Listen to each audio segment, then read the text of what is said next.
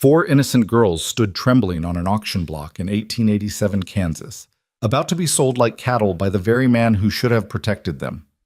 But when a grief-hardened rancher saw their terror, something inside him snapped.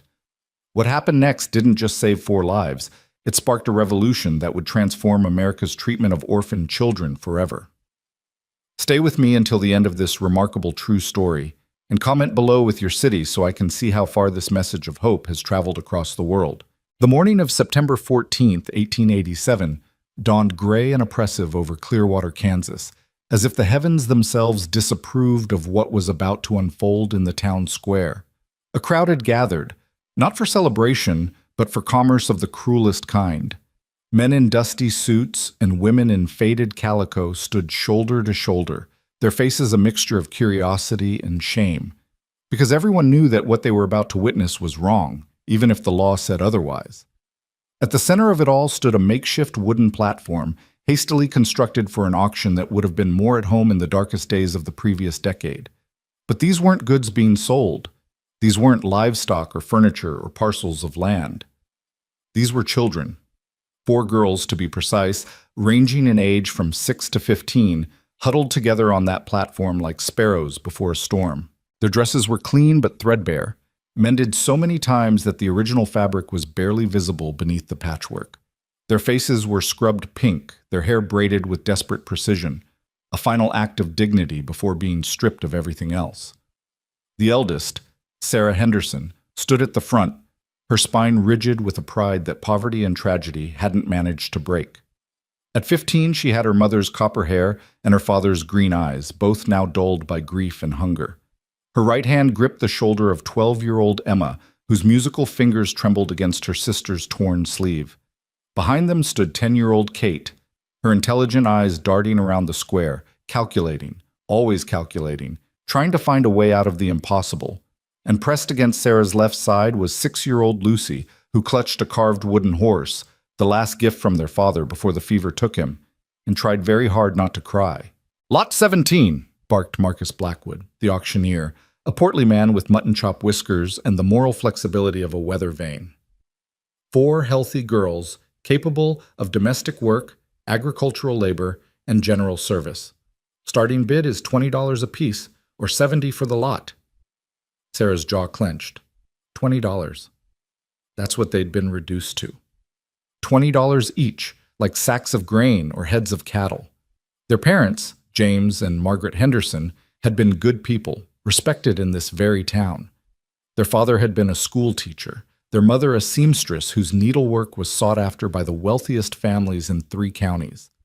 They'd lived a modest but happy life in a small house on Maple Street, where the smell of their mother's bread had greeted them every evening and their father's voice had filled the rooms with poetry and laughter. Then the fever came.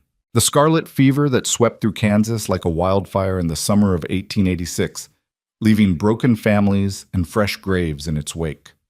First their mother, then their father, both gone within a week of each other. Sarah had nursed them both, had watched helplessly as the life drained from their eyes, had heard her father's final words. "Keep your sisters together, Sarah. Promise me. No matter what comes, you stay together." She'd promised. God help her, she'd promised. But promises meant nothing to their Uncle Silas Crane, their father's younger brother, who'd arrived at the funeral with calculation in his eyes and whiskey on his breath. Silas had never amounted to much. A gambler, a drinker, a man who saw every relationship as a transaction and every tragedy as an opportunity. When the lawyer read the will and revealed that the girl's custody fell to him, Sarah had felt her stomach turn to ice. For 11 months, they'd lived in Silas's decrepit farmhouse on the edge of town, working like servants while he drank away what little money their parents had left. He'd sold their mother's sewing machine first, then their father's books, then the carved furniture their grandfather had made.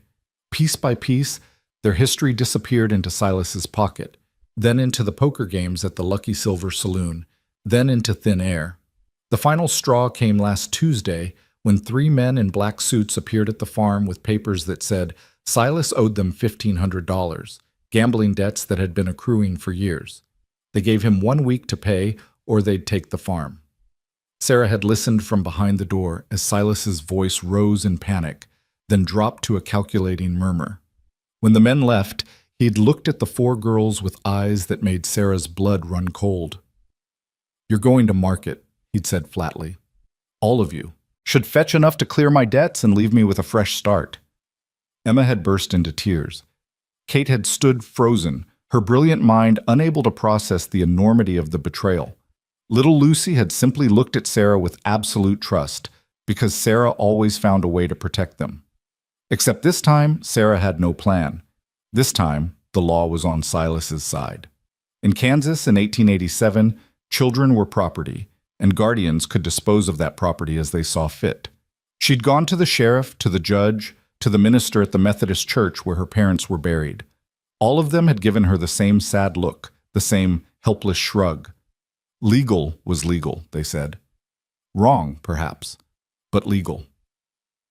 Now here they stood, on this platform, while Marcus Blackwood's voice boomed across the square. "Do I hear 20? $20 for the eldest. She can read and write, gentlemen, a rare commodity. And look at those hands, strong hands, workers' hands." Sarah felt bile rise in her throat as men in the crowd leaned forward, assessing her like they would a horse. She wanted to scream, to fight, to grab her sisters and run. But where would they go? They had no money, no relatives except Silas, no one who would risk harboring runaways. The law would drag them back, and Silas would punish them before selling them anyway. 25, called out a voice from the left side of the crowd. Sarah's eyes found the speaker, a farmer named Dutch Henderson, no relation despite the shared name. He was known for working his hired help near to death. His current farmhand had disappeared last winter, and rumors suggested he was buried in an unmarked grave behind the barn. 25 for the lot or individually? Blackwood asked. Just the oldest, Dutch clarified. Don't need the little ones. Just need someone who can cook and clean and keep her mouth shut. The implication in his tone made several women in the crowd turn away. Sarah felt Emma's hand tighten on her arm. "Sarah," her sister whispered. "Don't let him—" "I won't," Sarah breathed back, though she had no idea how to prevent it. 25 for the eldest, Blackwood repeated. Do I hear 30? Silence. The crowd shifted uncomfortably. Even for 1887 Kansas, this was crossing too many lines. Selling orphans wasn't uncommon. Indenture contracts and apprenticeships were standard practice. But the way Silas Crane had orchestrated this, the naked greed in his eyes as he stood at the edge of the platform counting imaginary money, turned everyone's stomach. Going once, Blackwood said, his voice losing some of its bluster. Sarah's mind raced. If Dutch bought her, what would happen to her sisters? Would they be split up, sent to different homes, different fates? She'd promised their father. She'd promised. Going twice? 50. The voice came from the back of the crowd, deep and rough as gravel, carrying a weight that made people step aside. Sarah's eyes snapped to the speaker and she saw him for the first time. A man in his late 30s, tall and broad-shouldered, wearing a rancher's coat and a flat-brimmed hat that shadowed a face carved from granite. His eyes were steel gray, cold and hard, and fixed on the platform with an intensity that made Sarah's breath catch. $50 for the lot? Blackwood asked, perking up. No, the man said, stepping forward through the parting crowd. 50 for the eldest. 100 for all four together. A murmur rippled through the square. That was more than most families earned in 3 months. Sarah watched as the man approached the platform, his boots striking the packed earth with purpose. Up close, she could see the lines around his eyes, the gray threading through his dark hair, the scar that ran from his left ear to his jaw. This was a man who'd known hardship, who'd faced violence and survived. Now hold on, Dutch protested. I bid first. You bid 25, the stranger said without looking at him. I bid 100. That's how auctions work. Silas Crane scrambled forward, his piggy eyes gleaming with greed. 100 for all four? You got that kind of money on you, mister? The stranger reached into his coat and pulled out a leather wallet, extracting a sheaf of bills that made Silas's jaw drop. Right here, cash. For all four. Together. Blackwood consulted his papers. I'm sorry, I don't believe I caught your name. Grant Ashford, Twin Pines Ranch, 5 miles west. Recognition flickered through the crowd. Sarah had heard of Twin Pines. Everyone had. It was one of the largest cattle operations in 3 counties, 1,500 acres of prime grazing land. Grant Ashford was known as a hard man, fair but demanding, who'd built his ranch from nothing after the war. He'd lost his wife to pneumonia 3 years ago and hadn't been the same since, according to town gossip. He came to Clearwater once a month for supplies, spoke to no one, and left. "Well, Mr. Ashford," Blackwood said, recovering his auctioneer's enthusiasm, $100 is a fine bid. Do I hear 125? Silence. No one wanted to compete with Grant Ashford. The man had a reputation, and it wasn't one you challenged lightly. Going once, going twice, Blackwood's gavel rose. "Wait!" Dutch Henderson's face was red with anger. "This ain't right. He can't just swoop in and He can and he did," Blackwood snapped, his own patience wearing thin. This whole spectacle had gone on long enough. $100 going 3 times, sold to Mr. Grant Ashford. The gavel fell with a crack that sounded like a gunshot. Sarah felt the world tilt. Sold. They'd been sold. To a man they'd never met, for reasons they couldn't fathom, into a future they couldn't predict. Silas was already scrambling to collect his money, his hands shaking as Grant counted out the bills with cold precision. "Pleasure doing business," Silas stammered, trying for a smile that came out as a leer. Grant's response was to grab Silas by the collar and pull him close, his voice dropping to a growl that only Sarah, standing nearest, could hear. "If I ever see you in this town again, if I ever hear you've laid a hand on another child, if I catch even a whisper of your name associated with anything like this, I will find you. And what I do to you will make you wish you'd never been born. Are we clear?" Silas's face went white. He nodded frantically, and Grant released him with enough force to send him stumbling backward. The crowd, sensing violence narrowly averted, began to disperse, conversations breaking out in scandalized whispers. Grant turned to face the platform, his hard expression unchanged. "Come down from there," he said to Sarah. "All of you." Sarah's legs felt like wood as she guided her sisters down the steps. Lucy was crying now, silent tears streaming down her face. Emma's hand was ice-cold in Sarah's grip. Kate remained eerily silent, her analytical mind trying to process their new reality. When they stood before him, Grant looked them over with the same assessing gaze Dutch Henderson had used, but there was a crucial difference. There was no hunger in his eyes, no cruelty, just evaluation, like he was trying to figure out what he'd gotten himself into. "Names," he said curtly. "Sarah Henderson," she replied, forcing her voice steady. "This is Emma, Kate, and Lucy." "Ages?" 15, 12, 10, and 6. Grant nodded. "Can you cook?" "Yes, sir." "Clean, sew, basic arithmetic?" "All of it, sir. Our mother taught us." "And you?" He turned to Emma. "You look like you're about to faint. When did you last eat?" Emma's mouth opened, but no sound came out. Sarah answered for her. "Yesterday morning." Silas said we needed to look presentable but needy for the auction. Something flickered in Grant's eyes, anger perhaps, or disgust. He turned to a woman standing nearby, a kindly-looking soul in a worn blue dress. "Mrs. Hartwell, I need a favor." The woman stepped forward immediately. "Of course, Grant. Take these girls to Morrison's restaurant. Order them whatever they want. Put it on my account." He pulled out a few more bills. "Then take them to Schultz's general store. They need proper clothing, dresses, shoes, coats for winter. Everything. Don't stint." Mrs. Hartwell's eyes widened. "Grant, that's very generous, but just do it, please. I need to settle some business at the land office. Then I'll collect them in 2 hours. We'll head to the ranch before dark." He looked down at the girls again, his expression softening by a fraction of an inch. "You hungry?" 4 heads nodded in unison. "Then go eat. Mrs. Hartwell will take care of you."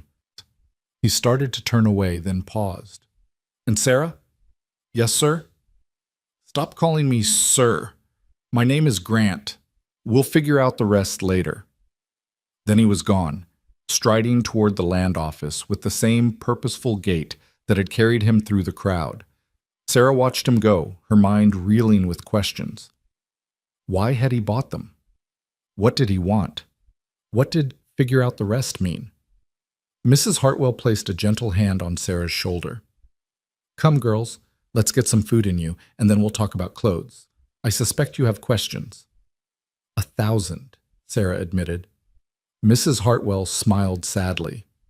I'll answer what I can, but first let me say this. Grant Ashford is a hard man, and his ranch is no vacation. He'll expect work from you, same as he expects from everyone. But he's not cruel, and he's not improper. Whatever you're afraid of, you can set aside at least some of those fears. Why did he buy us? Kate spoke for the first time, her voice small and analytical.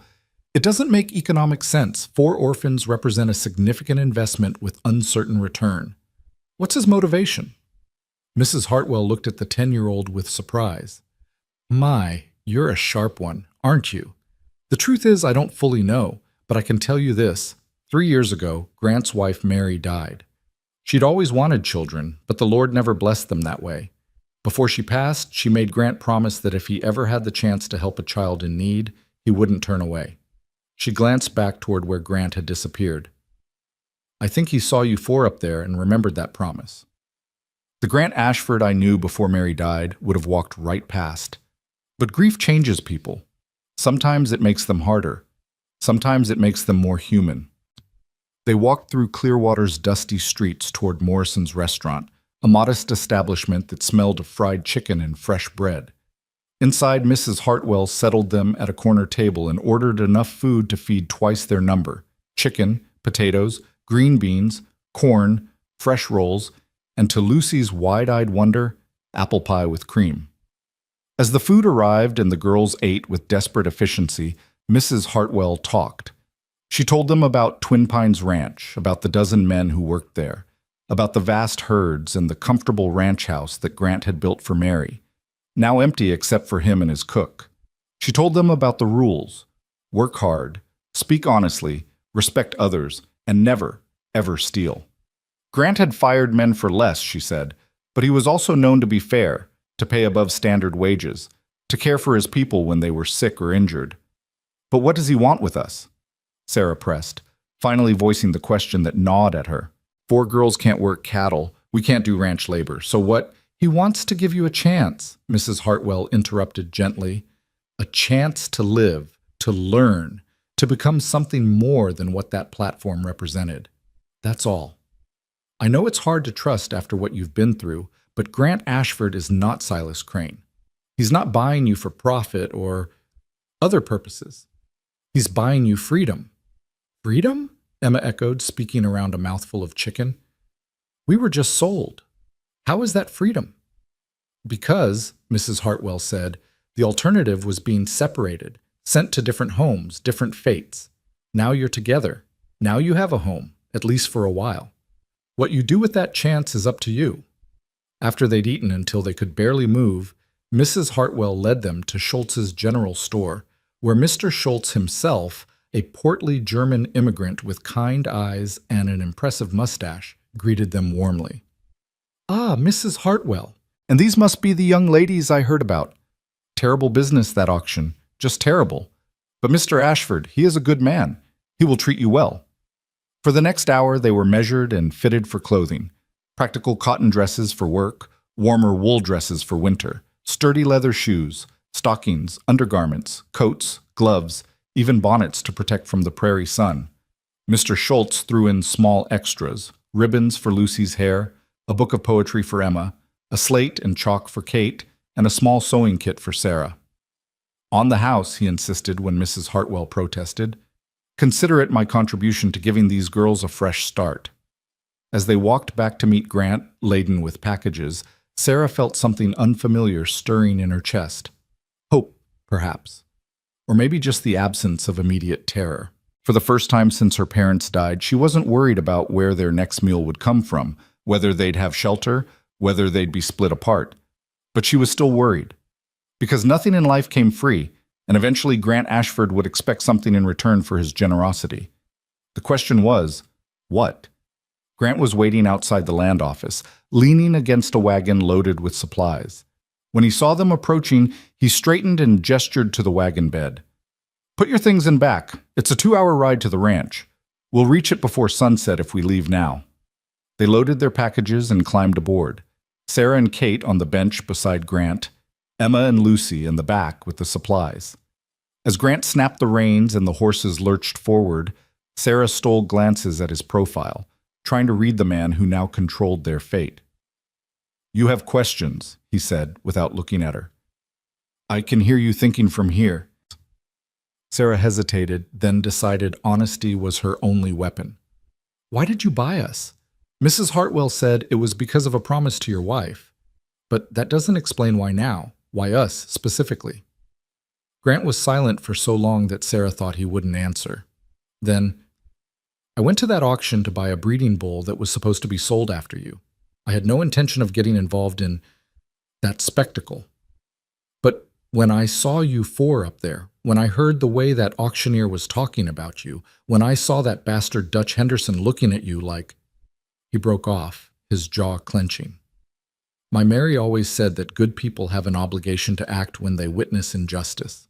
She said that silence in the face of wrong is the same as participation. I failed to act when I should have many times in my life. I wasn't going to fail again." "So you spent $100 out of guilt?" Kate's analytical voice piped up from behind them. Grant's lips twitched, almost a smile. "I spent $100 because it was the right thing to do. Whether you believe that or not is up to you." "What do you expect from us?" Sarah pressed. "You said we'd figure out the rest later. What does that mean?" "It means I haven't thought this through," Grant admitted bluntly. "I acted on impulse, which I rarely do, and now I have 4 children to feed, clothe, and house. So here's what I'm proposing. You work for your keep.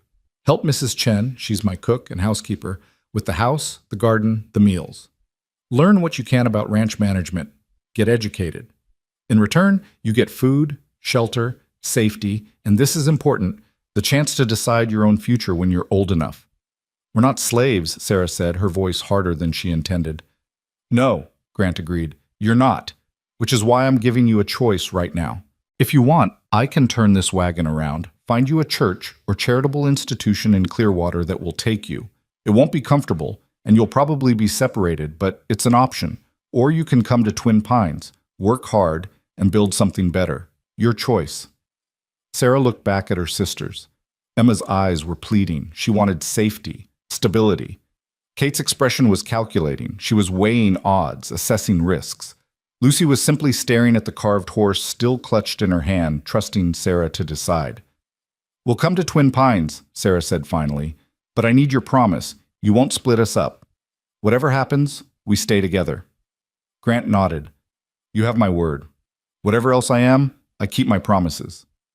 "Then we'll work for you," Sarah said. "We'll work hard, harder than you expect. Because we're not charity cases, Mr. Ashford. We're survivors, and we'll prove it." This time Grant did smile, a small, sad expression that made him look younger and infinitely more tired. "I believe you will, Sarah Henderson. I believe you will." The wagon rolled westward as the sun began its descent, painting the Kansas prairie in shades of gold and amber. Behind them, Clearwater disappeared into the distance, taking with it the auction block, Silas Crane, and the worst day of their lives. Ahead lay Twin Pines Ranch, a place they'd never seen, a home they'd never chosen, and a future they couldn't predict. But for the first time in 11 months, Sarah felt something besides despair. As the prairie wind whipped through her copper hair and her sisters huddled together in the wagon bed, she allowed herself to imagine, just for a moment, that maybe, just maybe, this angry rancher who'd bought them out of fury and guilt might actually keep his word. Maybe survival wasn't enough anymore. Maybe, just maybe, they could actually live. The sun touched the horizon as Twin Pines Ranch came into view, and Sarah Henderson, who'd been sold like livestock that morning, took her first breath of what might, against all odds, turn into freedom. The ranch house materialized from the twilight like something out of a fever dream.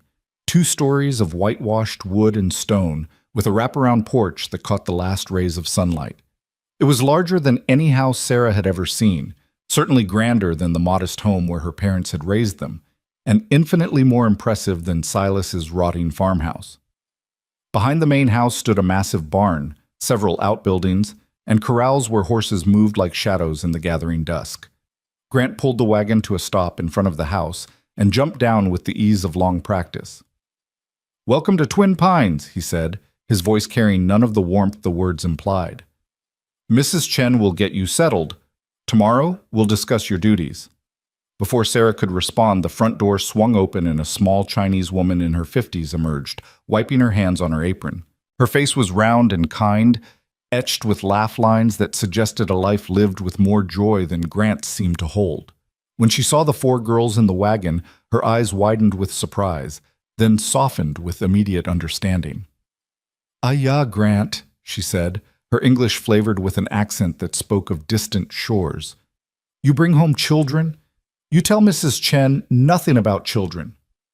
"I didn't know until this morning," Grant replied, already unloading supplies from the wagon. "Mrs. Chen, this is Sarah, Emma, Kate, and Lucy Henderson. They'll be living here now. They need rooms, food, and patience. Can you manage?" Mrs. Chen's hands flew to her hips in mock indignation. "Can I manage? Mrs. Chen raised 6 children in Canton before coming to America. 4 skinny girls? This is nothing." Then her expression gentled as she looked at each sister in turn. "But they look like ghosts, Grant. What happened to them?" "Later," Grant said curtly, handing her a package. "Right now they need beds and dinner. We can discuss details after they've rested." "Always with the later," Mrs. Chen muttered, but she was already moving toward the wagon, her arms outstretched. "Come, girls. You come with Mrs. Chen now. I show you proper home, not whatever terrible place you come from." Sarah climbed down first, then helped Lucy, whose legs had gone stiff from the long ride. Emma and Kate followed, all 4 of them standing uncertainly in the yard, while ranch hands emerged from the barn to help Grant unload. The men cast curious glances at the girls, but said nothing, their faces carefully neutral. Mrs. Chen noticed their hesitation and clucked her tongue. "Why you stand like scared rabbits? Inside, inside. Mrs. Chen not bite, I promise." She held out her hand to Lucy, who looked up at Sarah for permission. "It's all right," Sarah said softly, though she wasn't sure it was. But what choice did they have? They'd cast their lot with Grant Ashford, for better or worse. Lucy took Mrs. Chen's hand, and the small woman led them into a house that smelled of wood smoke, dried herbs, and something delicious cooking in the kitchen. The entry hall was simple but well-maintained, with polished wood floors and walls decorated with landscape paintings that looked expensive. A staircase curved upward to the second floor, its banister carved with intricate detail. "Upstairs," Mrs. Chen announced, leading them up. "Grant's room at end of hall. Mrs. Chen have room near kitchen downstairs. You girls get 3 rooms up here, 2 bedrooms and sitting room between. Is good, yes?" "3 rooms," Emma breathed. "For just us? You think Mrs. Chen lie?" The housekeeper pushed open a door to reveal a bedroom with 2 beds, a dresser, a washstand, and luxury of luxuries, curtains on the windows. "This room for 2 of you. Next room, same. Sitting room have books, sewing table, space for learning. Grant say you must learn, so you learn." Sarah felt tears prickling her eyes and fought them back fiercely. After 11 months of sleeping 4 to a bed in Silas's freezing attic, after today's horror on the auction block, this was almost too much to process. "Why is he doing this?" she whispered. Mrs. Chen's expression turned somber. "Grant is complicated man. He lose his Mary 3 years ago, and part of him die too. But other part remember what it like to have nothing, to need help. He born poor, you know, build all this from dirt and determination. Maybe he see you girls and remember." She shrugged. "Or maybe he just tired of seeing bad things happen and doing nothing. With Grant, sometimes even Mrs. Chen not know." "Will he—" Kate started, then stopped, her analytical mind struggling with something emotional and therefore harder to quantify. "Will he hurt us?" "No." Mrs. Chen's response was immediate and absolute. "Many things Mrs. Chen say about Grant Ashford. He's stubborn. He cold sometimes. He work too hard and smile too little. But hurt children? Never. Not ever. This, Mrs. Chen promise on ancestors' graves." She looked at each girl with fierce protectiveness. "But if you steal, if you lie, if you lazy, then yes, he send you away. Grant demand honesty and work. You give him that, he give you home. Is fair trade, yes?" "Yes," Sarah said, finding her voice. "We'll work. We'll work harder than he expects. Good. Then we understand each other. Mrs. Chen clapped her hands. Now, wash. Dinner in 30 minutes. Come down when bell rings. And you, she pointed at Lucy, you sleep in same room as big sister tonight. New place is scary for little ones. After Mrs. Chen bustled out, the four sisters stood in the bedroom, staring at the two beds with their clean quilts and plump pillows. Emma was the first to break, dropping onto the nearest bed with a sob that seemed to come from her very soul. It's too much, she gasped. I don't understand what's happening. This morning we were being sold, and now we're in a beautiful house with beds and food, and we don't know what he wants, Kate finished, her voice shaking. There's always something people want, always. Father wanted us to be educated. Mother wanted us to be kind. Silas wanted us to be profitable. What does Grant Ashford want? Sarah sat beside Emma and pulled her close, then gestured for Kate and Lucy to join them. The four sisters huddled together on the bed, as they had so many cold nights in Silas's attic, finding warmth and strength in proximity. I don't know what he wants, Sarah admitted. But Mrs. Chen was right about one thing. Whatever this is, it's better than the alternative. We were going to be separated. Dutch Henderson was going to... She couldn't finish that sentence, not with Lucy listening. We're together. We're safe. We have food and shelter. Tomorrow we'll start figuring out the rest. What if it's a trick? Emma whispered. Then we'll survive it, Sarah replied with more confidence than she felt. We've survived worse. We survived losing Mama and Papa. We survived Silas. We'll survive this too, whatever it is. A bell rang from somewhere downstairs, clear and musical. Mrs. Chen's voice followed. Dinner! Come eat before it get cold!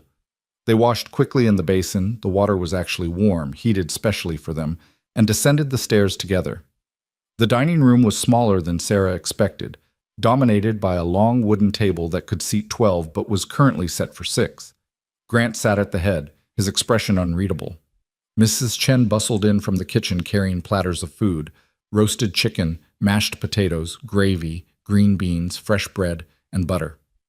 Sit, sit, she commanded, and the girls obeyed, taking seats along one side of the table. Sarah found herself directly across from Grant, which felt both exposing and oddly appropriate. If she was going to understand this man, she needed to see his face.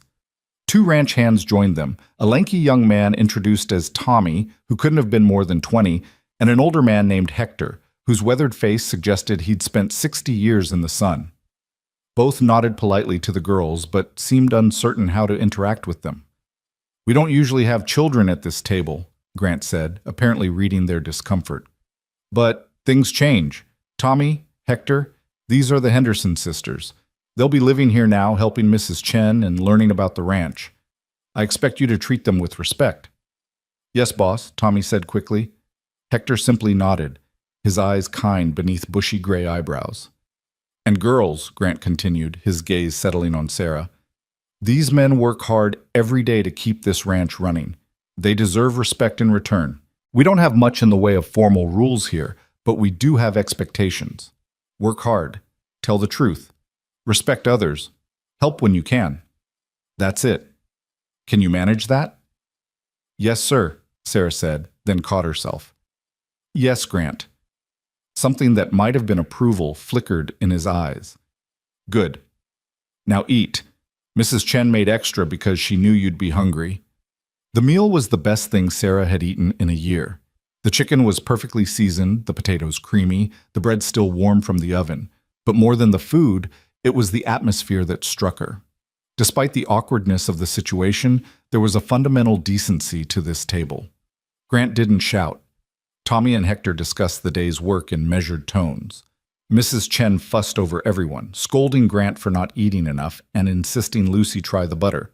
Mr. Ashford, Kate spoke up suddenly, her scientific mind apparently overcoming her fear. What kind of cattle do you raise? Grant looked surprised by the question. Longhorns, mostly. Hardy breed, good for Kansas weather. Why? I read about animal husbandry in one of Papa's books, Kate explained.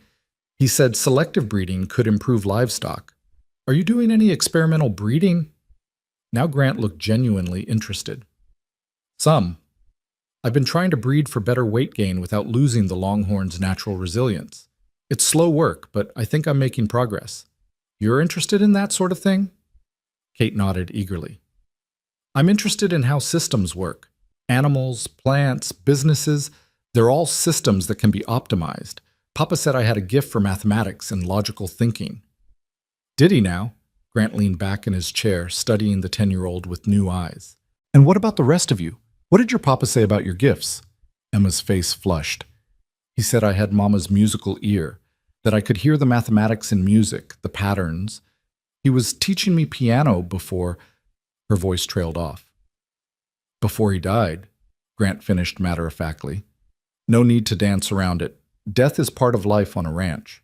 We lose cattle every year, horses occasionally, and people when their time comes. Your father and mother died. That's a tragedy, but it's not a secret we need to keep. Honest speech about hard things is better than pretty lies. Sarah felt something loosen in her chest. For 11 months, Silas had forbidden them from mentioning their parents, saying it was morbid and dwelling on the past. Hearing Grant acknowledge their loss so plainly, without flinching from it, was unexpectedly freeing. Papa said I was the responsible one, Sarah offered quietly. He said I had Mama's practical mind and his stubbornness. He made me promise to keep my sisters together no matter what. And you have, Grant observed. That takes strength. What about you, little one? He looked at Lucy, who had been silently eating, her eyes enormous in her thin face. Lucy set down her fork carefully. Papa said I had a heart for living things, that I could gentle any animal if I was patient enough. Is that so? Grant's expression softened fractionally. We have horses here that could use a gentle hand. Maybe tomorrow you'd like to meet them. Lucy's face lit up. The first real smile Sarah had seen from her since the fever took their parents. Really? You'd let me? If your sister says it's all right. Grant looked at Sarah. She's young, but ranch work starts early out here. If she wants to learn horses, Tommy can teach her the basics. If she's got your father's gift, we'll know soon enough. I think, Sarah said carefully, that we'd all like to learn. About the ranch, about the work, about everything. We're not here to be passengers, Grant. We want to earn our place. Fair enough, Grant replied. Then here's how it'll work. Mornings, you help Mrs. Chen with breakfast and house chores. Mid-morning through early afternoon, you study. Mrs. Chen will teach you practical skills, sewing, cooking, preserving food. I'll teach you ranch management, bookkeeping, inventory, basic veterinary care. Tommy can teach riding and horse care. Hector knows more about cattle than anyone in Kansas. And what about regular schooling? Kate asked. Reading, writing, mathematics, history? Grant nodded toward a door off the dining room. Library's in there. My wife collected books before she died. Help yourself to any of them. And once a week, weather permitting, we'll bring in Miss Sarah Brennan from town. She's a retired teacher who does private tutoring. She'll work with you on formal education. You're paying for a tutor? Sarah couldn't keep the disbelief from her voice. I'm investing in people who are now my responsibility, Grant corrected. There's a difference. You're living in my house, eating my food, wearing clothes I bought. In return, I expect work. But I also expect growth. Ignorant people make poor decisions. Educated people build futures. I'd rather invest in your futures than waste time on regrets later. Mrs. Chen beamed at him from across the table. See? This why Mrs. Chen stay, even when Grant grumpy and impossible. He have good heart, even if he hide it like treasure buried in desert. Grant's jaw tightened. That's enough, Mrs. Chen. Is never enough, she shot back. You spend 3 years being sad ghost. Maybe these girls help you remember how to be alive again. Is good for everyone. The tension at the table stretched tight as a wire. Sarah held her breath, waiting to see if Grant would explode, as Silas would have at such impertinence. Instead, Grant simply stood, his chair scraping against the floor. I have paperwork, he said flatly. Girls, finish your dinner. Mrs. Chen will show you where everything is. Tomorrow morning, we start at sunrise. He strode from the room without another word, his boots echoing on the hardwood. After he left, Tommy let out a low whistle. Mrs. Chen, you're the only person alive who can talk to him like that. Someone must, she replied unrepentantly.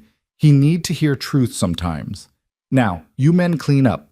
I show girls their bathing room. Bathing room? Emma squeaked. Mrs. Chen smiled mysteriously. You think Mrs. Chen let you sleep in nice clean beds smelling like auction house? No, no, tonight you bathe. Tomorrow you work. This is how we do things at Twin Pines. The bathing room proved to be a small washroom off the kitchen with a large copper tub, and marvel of marvels, a pump that brought water directly into the house. Mrs. Chen heated water on the kitchen stove and filled the tub halfway, adding lavender soap that made the whole room smell like summer. 2 at a time, she instructed. Little ones first. You wash hair, scrub good, then dry and put on nightgowns Mrs. Chen leave in your room. Tomorrow we burn those dirty dresses you wearing. But these are the only dresses we have, Emma protested. We're only dresses, Mrs. Chen corrected. Now you have new clothes from Mr. Schultz. Old life is gone. New life starts with clean skin and clean clothes. This is important, you understand? Not just washing body, washing away bad memories, bad times. Fresh start. Sarah understood exactly what Mrs. Chen meant.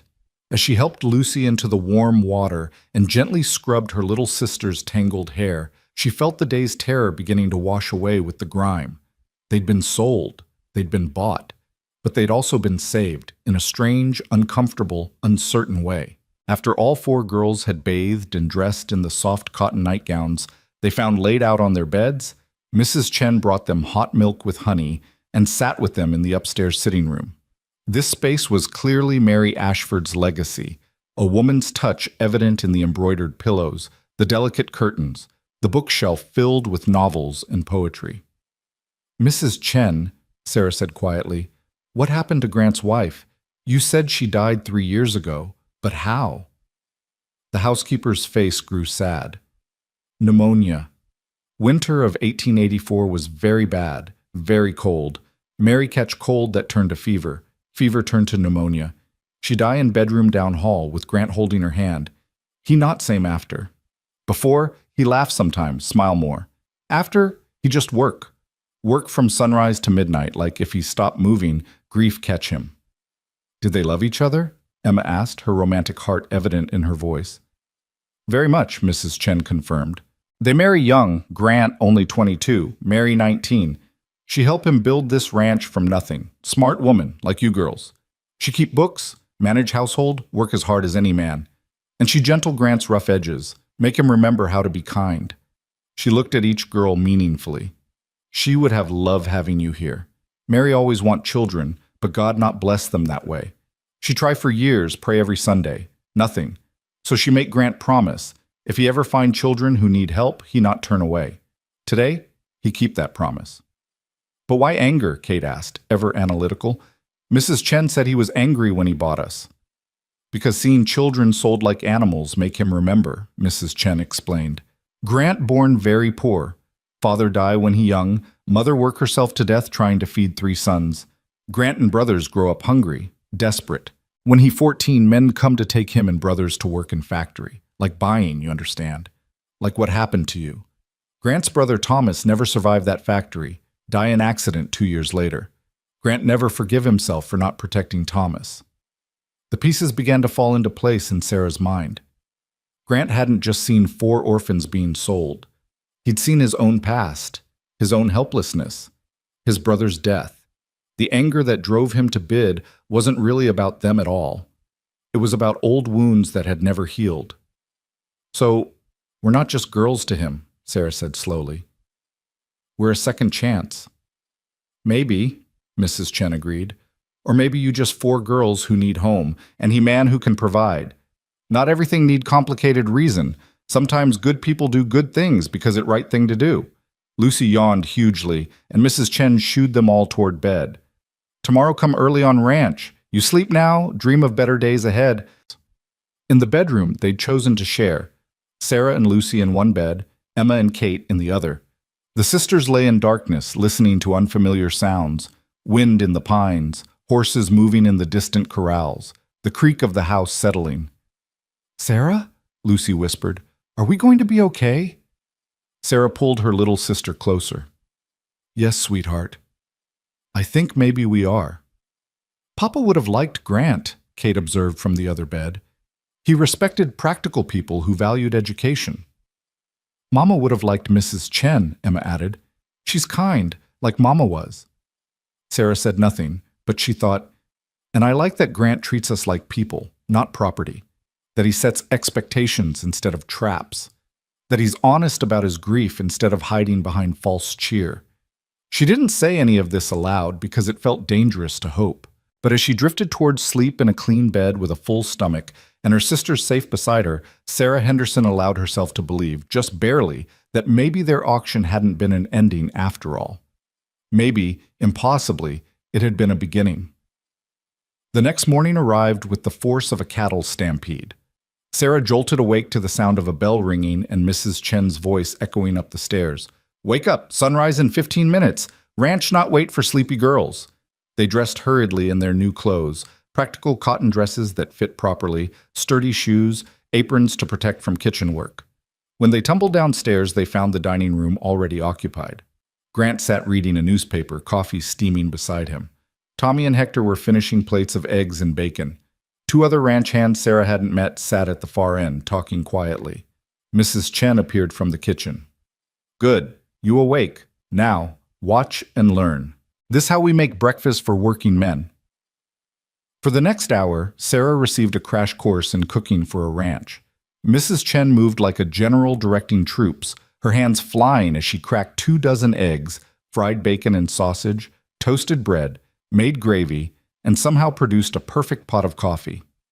Sarah and Emma worked to keep up, while Kate took mental notes and Lucy set the table with fierce concentration. "Timing is everything," Mrs. Chen explained. "Ranchmen start work at sunrise. They work 3 hours, then come back for real breakfast at 8. Right now, they just have coffee and bread. But 8 o'clock breakfast must be ready exactly on time, or they get cranky. Cranky men are dangerous men when they're working with 1,000-pound animals. Understand?" The girls nodded, filing away this information. At 8 sharp, the bell rang again, and suddenly the dining room filled with hungry men. Besides Tommy and Hector, there were 5 others, all weathered, work-hardened, eyeing the girls with curiosity but keeping their distance. Grant made quick introductions. "Men, these are the Henderson sisters. They're living here now, learning the ranch. They're under my protection, which means they're under yours too. Anyone has a problem with that can collect their pay and leave." Silence. Then the oldest of the new men, a grizzled fellow named Red, who had to be pushing 70, spoke up. "Welcome, girls. Any of you know how to make biscuits like Mrs. Chen? Because that woman is a treasure, and if you can learn even half what she knows, you'll have husbands lining up around the territory." The tension broke with rough laughter. Mrs. Chen swatted Red with her dish towel. "You stop making girls think about husbands. They too young for such nonsense." "Never too young to learn good cooking," Red protested, but he was grinning. After breakfast, Grant stood. "Sarah, come with me. Time to start your education. The rest of you, Mrs. Chen will assign tasks." Sarah followed Grant through the house to a room she hadn't seen before. His office, a no-nonsense space with a large desk, filing cabinets, and walls covered in maps of the property. Ledgers were stacked neatly on one corner of the desk, and Sarah could see columns of numbers through their open pages. "Sit," Grant commanded, gesturing to a chair. He pulled out a ledger and opened it to a page marked October 1887. "You said you can read and do basic arithmetic. Prove it. Tell me what this page says." Sarah leaned forward, scanning the neat columns. "These are expenses, feed costs, veterinary supplies, wages for the men, maintenance on buildings and equipment. And this column shows income, cattle sales mostly, and some from horse breeding." "Good. Now tell me what you see that's wrong." Sarah studied the numbers more carefully, her father's voice echoing in her mind as he taught her bookkeeping basics. "There. This number doesn't add up correctly. The total expenses are listed as $640, but when I add the column, it's actually $683. Grant's expression remained neutral. And that means either you're underreporting expenses, which would make your profit look artificially high, or there's an error in transcription. She hesitated, then added boldly, "Or someone stealing from you." Now Grant smiled, a real smile that transformed his face from granite to something almost human. "Very good. It's an error, not theft. I know because I made the error myself last week. I was tired and transposed 2 numbers. But the fact that you caught it and that you thought through the possibilities tells me your father taught you well. He believed girls should understand money, Sarah said quietly. He said financial ignorance made women vulnerable. Smart man, Grant agreed. Here's what I need from you. Every morning after breakfast, you come here for 2 hours. I'll teach you how to run a ranch, bookkeeping, inventory management, how to assess cattle quality, how to negotiate with buyers.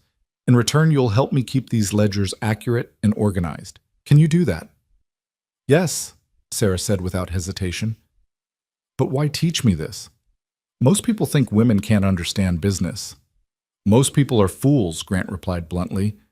My Mary ran half this ranch, and she did it better than most men could. Intelligence isn't gender specific. Now, let's start with basics. For the next 2 hours, Sarah's mind expanded in ways it hadn't since her father died. Grant was a surprisingly good teacher, patient when she struggled, challenging when she understood quickly, never condescending. He showed her how to read market reports, how to calculate profit margins, how to anticipate seasonal expenses. By the time Mrs. Chen rang the lunch bell, Sarah's hand was cramped from taking notes, but her spirits soared. Meanwhile, Emma had discovered that Grant's library contained not just books, but a piano, Mary's piano, carefully maintained but rarely played. When Mrs. Chen heard Emma's gasp of delight, she smiled and said, "You play?" "I used to," Emma breathed, "before Mama died. She was teaching me, but then—" She touched the keys reverently, producing a single perfect note that hung in the air like a prayer. "Then you play now," Mrs. Chen declared. "Every afternoon after lunch, you practice 1 hour. Mrs. Chen cannot teach music, but Mrs. Chen know talented girl when she see one. You bring life back to this piano. It's good for house, good for you, good for everyone." Kate, meanwhile, had gravitated toward the ranch operations with scientific precision. Tommy, tasked with supervising her, was initially skeptical about teaching a 10-year-old girl about cattle. That skepticism lasted approximately 15 minutes, until Kate started asking questions that revealed a mind like a steel trap. "Why do you rotate the cattle between pastures?" she asked as they walked through the property. "Keeps the grass healthy," Tommy replied. "If you leave them in one place too long, they overgraze and destroy the land." "But how do you calculate optimal rotation time? Does it depend on rainfall, temperature, number of cattle per acre? There must be a mathematical formula." Tommy stared at her. I just go by experience and what Grant tells me." "But experience is just unquantified data," Kate pressed. "If we measured grass height, cattle weight gain, and rotation timing, we could develop an algorithm for maximum efficiency." "A what?" "An algorithm, a set of rules for solving problems. It's mathematics." Tommy looked slightly terrified. "You're going to have to talk to Grant about that. That's way above my education." And Lucy, little Lucy, with her father's gift for animals, stood at the corral fence watching horses with the intensity of a prophet receiving visions. Hector, who'd been around horses for 50 years, found himself explaining things to a 6-year-old. "That one's Thunder," he said, pointing to a massive gray stallion. "Fastest horse on the property, but mean as a snake. Won't let anyone but Grant ride him." Lucy tilted her head, studying Thunder. "He's not mean. He's scared." Hector frowned. "Scared? Girl, that horse weighs 1,200 pounds and kicks like a mule. He ain't scared of nothing." "He's scared because someone hurt him before," Lucy insisted. "See how he keeps his ears back and how he watches everything? That's not meanness, that's protection." Hector looked at the horse with new eyes and realized the little girl might be right. Thunder had been wild-caught 3 years ago, and the breaking process hadn't been gentle. "Well, I'll be damned," he muttered. Then remembering his audience, pardon my language, miss." Lucy giggled, the first genuinely happy sound Sarah had heard from her sister in forever. At lunch, the girls reconvened in the kitchen, all talking over each other with excitement about their morning discoveries. Grant entered to find controlled chaos. Mrs. Chen trying to serve soup while Kate gestured wildly about mathematical formulas, Emma humming piano melodies, Lucy making horse sounds, and Sarah laughing in a way she hadn't laughed in over a year. He stood in the doorway for a moment, unnoticed, and something in his chest, something that had been frozen solid for 3 years, cracked slightly. The house had been silent since Mary died. Now it was alive again, filled with young voices and possibilities. Mrs. Chen caught his eye and smiled knowingly. He scowled and retreated to his office, but the damage was done. Despite his best efforts to remain detached, to treat this arrangement as purely practical, Grant Ashford was beginning to care about the 4 souls he'd rescued from that auction block. And caring, as he knew too well, was dangerous. Caring made you vulnerable. Caring meant you could lose things. But as the afternoon sun slanted through his office window and Emma's halting piano practice drifted down the hall, Grant found himself thinking that maybe, just maybe, some risks were worth taking. That evening, after another enormous dinner and more ranch lessons, Sarah found Grant on the front porch, staring out at the darkening prairie. She'd come to return a ledger he'd lent her, but something in his posture made her pause. "Grant?" she said softly. He turned, and in the twilight she could see the grief written plain on his face. "Your father was right to make you promise to keep your sisters together," he said quietly. "Family is the only thing that matters in the end. Everything else, the ranch, the money, the reputation, it's all just noise." "Is that what you learned when you lost your wife?" "That's what I learned when I lost everyone," Grant replied. "My brother Thomas in that factory, my other brother James to the war, my mother to exhaustion and poverty, my Mary to pneumonia, every person I ever loved, gone. For a long time I thought the lesson was not to love anymore, safer that way." "But," Sarah prompted. Grant looked at her with something like respect.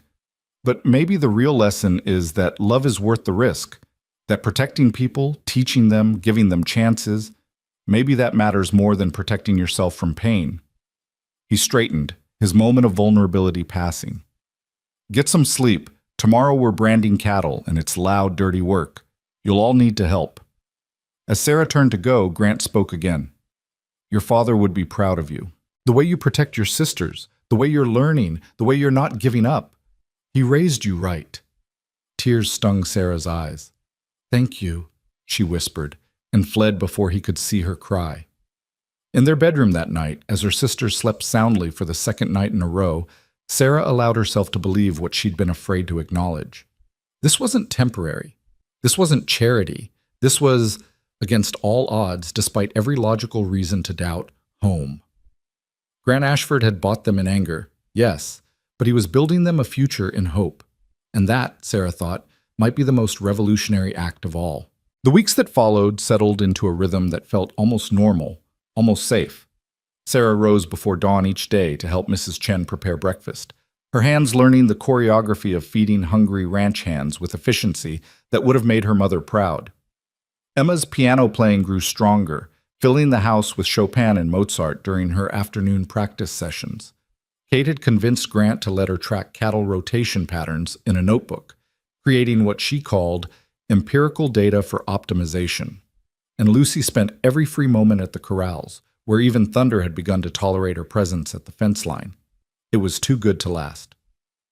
The trouble arrived on a crisp October morning, 3 weeks after the auction, in the form of 2 men on horseback. Sarah saw them first from the kitchen window, one portly and officious-looking in a city suit that seemed absurd, on horseback, the other wearing a sheriff's badge that caught the morning sun like a warning. "Mrs. Chen," she said quietly, her stomach turning to lead. "We have visitors." The housekeeper looked up from the bread dough she was kneading, saw Sarah's face, and moved to the window. Her expression darkened. "That is Sheriff Morrison. Good man, but weak. And that other one—" She squinted. Mrs. Chen not know him, but he looked like government trouble. Grant had already emerged from the barn, Tommy and Hector flanking him like guards. Even from a distance, Sarah could see the tension in Grant's shoulders, the way his hands hung loose at his sides, ready for violence if needed. "Girls," Mrs. Chen said sharply, "come here, all of you, now." Emma, Kate, and Lucy appeared from various parts of the house, drawn by the urgency in her tone. Through the window they watched as the conversation outside grew heated. Grant's voice carried through the glass, though the words were indistinct. The man in the suit was gesturing emphatically, waving papers. Sheriff Morrison looked uncomfortable, like a man caught between duty and conscience. Then Grant turned toward the house, his face carved from stone, and Sarah knew. She knew with the certainty of someone who'd already lost everything once before. They'd come to take the girls away. "Upstairs," she commanded her sisters. "Now, stay together in our room and don't come down unless I call for you." "Sarah," Emma started. "Now!" The younger girls fled. Sarah stood her ground as the front door opened and Grant entered with the two men. Up close, the official looked even more unpleasant, jowly and self-important, with small eyes that assessed the house's interior with obvious disdain. "Mr. Ashford," Mrs. Chen said coldly, "who are these men interrupting breakfast?" "Mrs. Chen, Sarah, this is Inspector Lawrence Vale from the Kansas Bureau of Child Welfare," Grant said, his voice tight with controlled fury. "And you know Sheriff Morrison. Apparently, we have a problem." Vale pulled out the papers he'd been waving and unfolded them with theatrical precision. "Mr. Ashford, I'm here on a formal complaint filed by Mr. Silas Crane regarding 4 minor children allegedly under your care. Mr. Crane asserts that you coerced him into selling his wards under duress, and that the transaction was therefore illegal. I'm authorized to remove the children and place them in proper institutional care pending a full investigation." Sarah felt the floor tilt beneath her feet. "Silas is lying," she said, her voice shaking. "He sold us willingly, eagerly. He wanted Grant's money to pay his gambling debts." Vale's expression remained bureaucratically neutral. "That's not what Mr. Crane's complaint states. According to his sworn testimony, Mr. Ashford threatened him with physical violence unless he agreed to the sale. Furthermore, Mr. Crane claims he was intoxicated at the time and therefore unable to consent to the transaction." "That's horseshit," Grant growled. "Pardon my language, Mrs. Chen, but every word of that is a lie. Crane put those girls on an auction block like cattle. There were 50 witnesses." "And how many of those witnesses will testify?" Vale asked smoothly. "I've already spoken to several townspeople. Most don't want to get involved. The auctioneer, Mr. Blackwood, has conveniently left town. The general store owner claims he doesn't remember details. As far as my investigation shows, this was a private transaction between you and Mr. Crane, conducted under questionable circumstances." Sheriff Morrison finally spoke, his voice apologetic. "Grant, I'm sorry, but Vale's got legal authority here. If he says the sale was improper, the sale was an act of mercy," Grant interrupted. "Those girls were being sold to pay a drunk's gambling debts. One man at that auction was planning to—" He stopped, glancing at Sarah, then continued more carefully. "They weren't being sold to good homes, Jim. You know what happens to orphan girls without protection." "I know," Morrison said quietly. "But the law's the law. Vale's within his rights to investigate." "Investigate, fine," Grant said. "But he's not taking those girls anywhere." Vale's smile was reptilian. "Actually, Mr. Ashford, I am. The state of Kansas has facilities specifically designed for orphan children. They'll receive proper care, education, and moral instruction. Unlike here, where they're living in a house with unmarried men, without proper female supervision." "I am proper female supervision," Mrs. Chen snapped. "You think Mrs. Chen let any man hurt these girls? You stupid man with stupid papers." "Mrs. Chen," Vale said with exaggerated patience, "you're an employee, not a legal guardian. And frankly, given your race and your accent, I question whether you're an appropriate moral influence yourself." The silence that followed was arctic. Grant took one step toward Vale and the inspector actually backed up, his hand moving toward his coat. "Careful, Mr. Ashford. Threatening a government official is a federal offense." "I'm not threatening," Grant said softly, dangerously. "I'm promising. You're not taking those girls. Not today, not ever." Morrison stepped between them, his hand on Grant's shoulder. "Grant, think about this. If you resist, he can have you arrested. Then what happens to the girls? They go to that institution anyway, and you're in jail. That help anyone?" Sarah watched Grant's jaw work, watched the calculation in his eyes as he weighed options and found them all wanting. This was the moment, she realized. This was when they learned whether Grant Ashford's promise had been real or just another lie from another man who controlled their fate. "How long?" Grant asked finally. "How long what?" Vale responded. "How long do I have before you take them?" Vale consulted his papers. "The order takes effect immediately. However, I'll need to arrange transport back to the county facility. Given that it's already mid-morning, I'd say—" He checked his pocket watch. 3 hours. I'll return at noon with a wagon. 3 hours, Grant repeated flatly. Fine. You've delivered your message. Now get off my property. Mr. Ashford, get off my property. Each word was a bullet.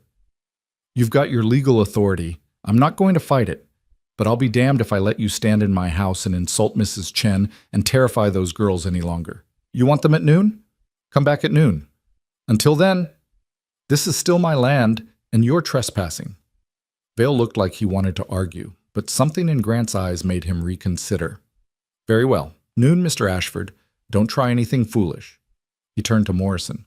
Sheriff, you'll accompany me back to town and return with the transport wagon? Morrison nodded reluctantly. I will. Grant, please don't make this harder than it has to be. After they left, Grant stood motionless in the entry hall, his hands clenched into fists. Mrs. Chen touched his arm gently. What we do? I don't know, Grant admitted, and Sarah had never heard him sound so defeated. He's got the law on his side. If I hide them, I'm a kidnapper. If I refuse to hand them over, I go to jail and they get taken anyway. I don't see a way out. There's always a way, Sarah said, surprised by the steadiness in her own voice. We just have to find it. What exactly did Vale say? That the sale was coerced and therefore illegal? That's his claim, Grant confirmed, based on Silas's complaint. But Silas's complaint is a lie, Sarah pressed, and we can prove it. The auction was public. There were witnesses. We just need to get them to testify. Grant shook his head. Vale already said the witnesses won't talk. People don't want to get involved in legal matters. It costs time, money, reputation. Why would they help? Because it's the right thing to do, Sarah said fiercely. Then, seeing Grant's skeptical expression, she amended, or because we make them understand what's at stake. Grant, you know these people. You do business with them. You've lived here for years. Surely some of them will speak up if you ask. Maybe, Grant said slowly. But even if they do, it's just their word against Silas's. Vale's already decided what he wants to believe. Mrs. Chen made a frustrated sound. Then we show him wrong thing to believe. We show him girls are thriving here, learning, growing. We show him this is good home, not bad place he imagines. How? Grant asked. How do we prove that in 3 hours? The answer came from an unexpected direction. Kate appeared at the top of the stairs, her face pale but determined. With evidence, she said. With data, with quantifiable proof that we're better off here than we would be in any institution. Sarah's heart clenched. Kate, I told you to stay upstairs. I know. I didn't listen. I never do when something's important. Kate descended the stairs with the precision of a mathematician solving an equation. Grant's been teaching you bookkeeping, right? You've been tracking expenses, improvements, education? Yes, but... And Emma's been playing piano daily. Mrs. Chen's been teaching us cooking and sewing. Lucy's been learning animal husbandry. I've been studying cattle management. Everything's documented, isn't it? In journals, in practice logs, in your ledgers? Sarah's mind began to race, following Kate's logic. You're saying we show Vale our progress. Make him see that we're not victims here. We're students. Exactly, Kate said. Inspector Vale thinks we're being exploited or corrupted. We prove we're being educated. We show him numbers, achievements, tangible results. We make it harder for him to justify removing us. Grant was already moving toward his office. It might work. It's a long shot, but it's better than nothing. Sarah, get those ledgers. Mrs. Chen, gather any records you've kept of the girls' progress. Emma, Lucy, get down here. We're going to mount a defense. The next 3 hours were a whirlwind of desperate preparation. Grant and Sarah compiled financial records showing that he'd invested over $300 in the girls' care in just 3 weeks. Clothing, food, medical examinations from the town doctor, books, supplies. Mrs. Chen produced detailed logs of cooking lessons, sewing projects, household management training. Emma demonstrated her piano progress, playing pieces that would have been impossible for her 3 weeks ago. Lucy shyly explained her observations about horse behavior, using terminology that Hector swore he hadn't taught her. She'd learned it from books in Grant's library. And Kate presented her ranch optimization study, complete with hand-drawn charts and calculations that showed how rotation schedules could be improved to increase cattle weight gain by an estimated 8%. A 10-year-old did this? Grant asked, staring at Kate's work with something like awe. Mathematics doesn't care about age, Kate replied. Only accuracy. At 11:30, Doc Henderson, no relation to the girls, despite the shared name, arrived at Grant's urgent summons. He was a kindly man in his 60s who'd been practicing medicine in Clearwater for 30 years. Grant had asked him to examine the girls when they first arrived, to make sure Silas's neglect hadn't caused lasting harm. "Doc," Grant said urgently, "I need you to write a medical statement about the girls' condition when they arrived versus now." Henderson didn't hesitate. He pulled out his medical bag and began writing. Sarah Henderson, severe malnutrition upon arrival, weight approximately 85 pounds. Current weight, 98 pounds, healthy color, no signs of abuse or neglect. Emma Henderson, similar malnutrition, signs of vitamin deficiency, depressive symptoms. Current, improved physical health, psychological affect much improved. He continued through all 4 girls, his neat handwriting filling 2 pages. At the bottom, he signed and dated the statement, then added, "In my medical opinion, these children are thriving under Mr. Ashford's care. Removing them would constitute harm." At 5 minutes to noon, Tommy rode in fast from town, his horse lathered with sweat. "Grant, I talked to everyone I could find. Got 6 people willing to testify about what really happened at that auction. They're right behind me." Indeed, a small group was approaching, Mr. Schultz from the general store. Mrs. Hartwell, who'd helped the girls that first day, Red Donovan from the feed supply, 2 farmers named Jepson and Crawford, and, most surprising of all, Dutch Henderson, the man who'd first bid on Sarah. Dutch looked uncomfortable as he dismounted. "Ashford, I'm not here because I like you. I'm here because what that bastard Crane is trying to do is lower than a snake's belly. I might be a hard man, but I ain't dishonest. I'll tell Vale exactly what happened at that auction." Grant gripped his hand briefly. "Appreciate it, Dutch." At precisely noon, a wagon rolled up to the house. Inspector Vale sat beside Sheriff Morrison, who looked like he'd rather be anywhere else. Behind them rode 2 women in severe gray dresses, matrons from the state institution, Sarah realized, come to collect their new charges. Vale descended from the wagon with his papers, clearly expecting compliance. Instead, he found himself facing an assembled crowd. Grant, Mrs. Chen, Doc Henderson, 6 townspeople, and 4 girls who looked nothing like the terrified waifs he'd been expecting. "Mr. Ashford," Vale began, "I trust you've prepared the children for—" "I've prepared a defense," Grant interrupted. "You claim these girls were acquired illegally. I claim they were saved legally and are now thriving. Before you take them anywhere, you're going to listen to evidence." Vale's expression curdled.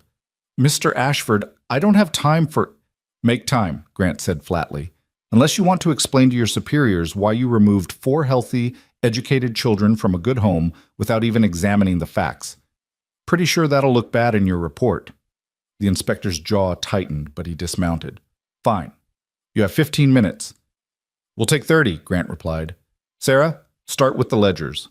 What followed was part trial, part performance, part desperate gambit. Sarah presented the financial records, her voice steady as she explained every expense, every investment Grant had made in their welfare. Mrs. Chen showed her teaching logs, demonstrating a structured education program that put many schools to shame. Doc Henderson read his medical statement, emphasizing the dramatic improvement in the girls' health. Then the townspeople spoke. Mr. Schultz described the auction, the way Silas Crane had been eagerly counting money, how Grant had bid fair and square with no threats or coercion. Mrs. Hartwell testified to the girls' condition that first day, frightened, malnourished, but hopeful after Grant's kindness. Even Dutch Henderson spoke up, his gravelly voice cutting through Vale's attempts to interrupt. "I was there to buy the oldest girl," Dutch said bluntly. "For farm work. Nothing improper, but nothing kind either. She'd have worked dawn to dusk for room and board, same as my other hands." Ashford gave all 4 of them something better. Maybe it wasn't proper legal procedure, but it was the right thing. And if you can't see the difference between legal and right, you got no business making decisions about children. Vale's face was red. This is highly irregular. You want irregular? Emma stood up, moved to the piano that Grant and Tommy had dragged onto the front porch for this very purpose, and began to play. She chose Beethoven's Moonlight Sonata, a piece she'd only started learning 2 weeks ago but had practiced obsessively.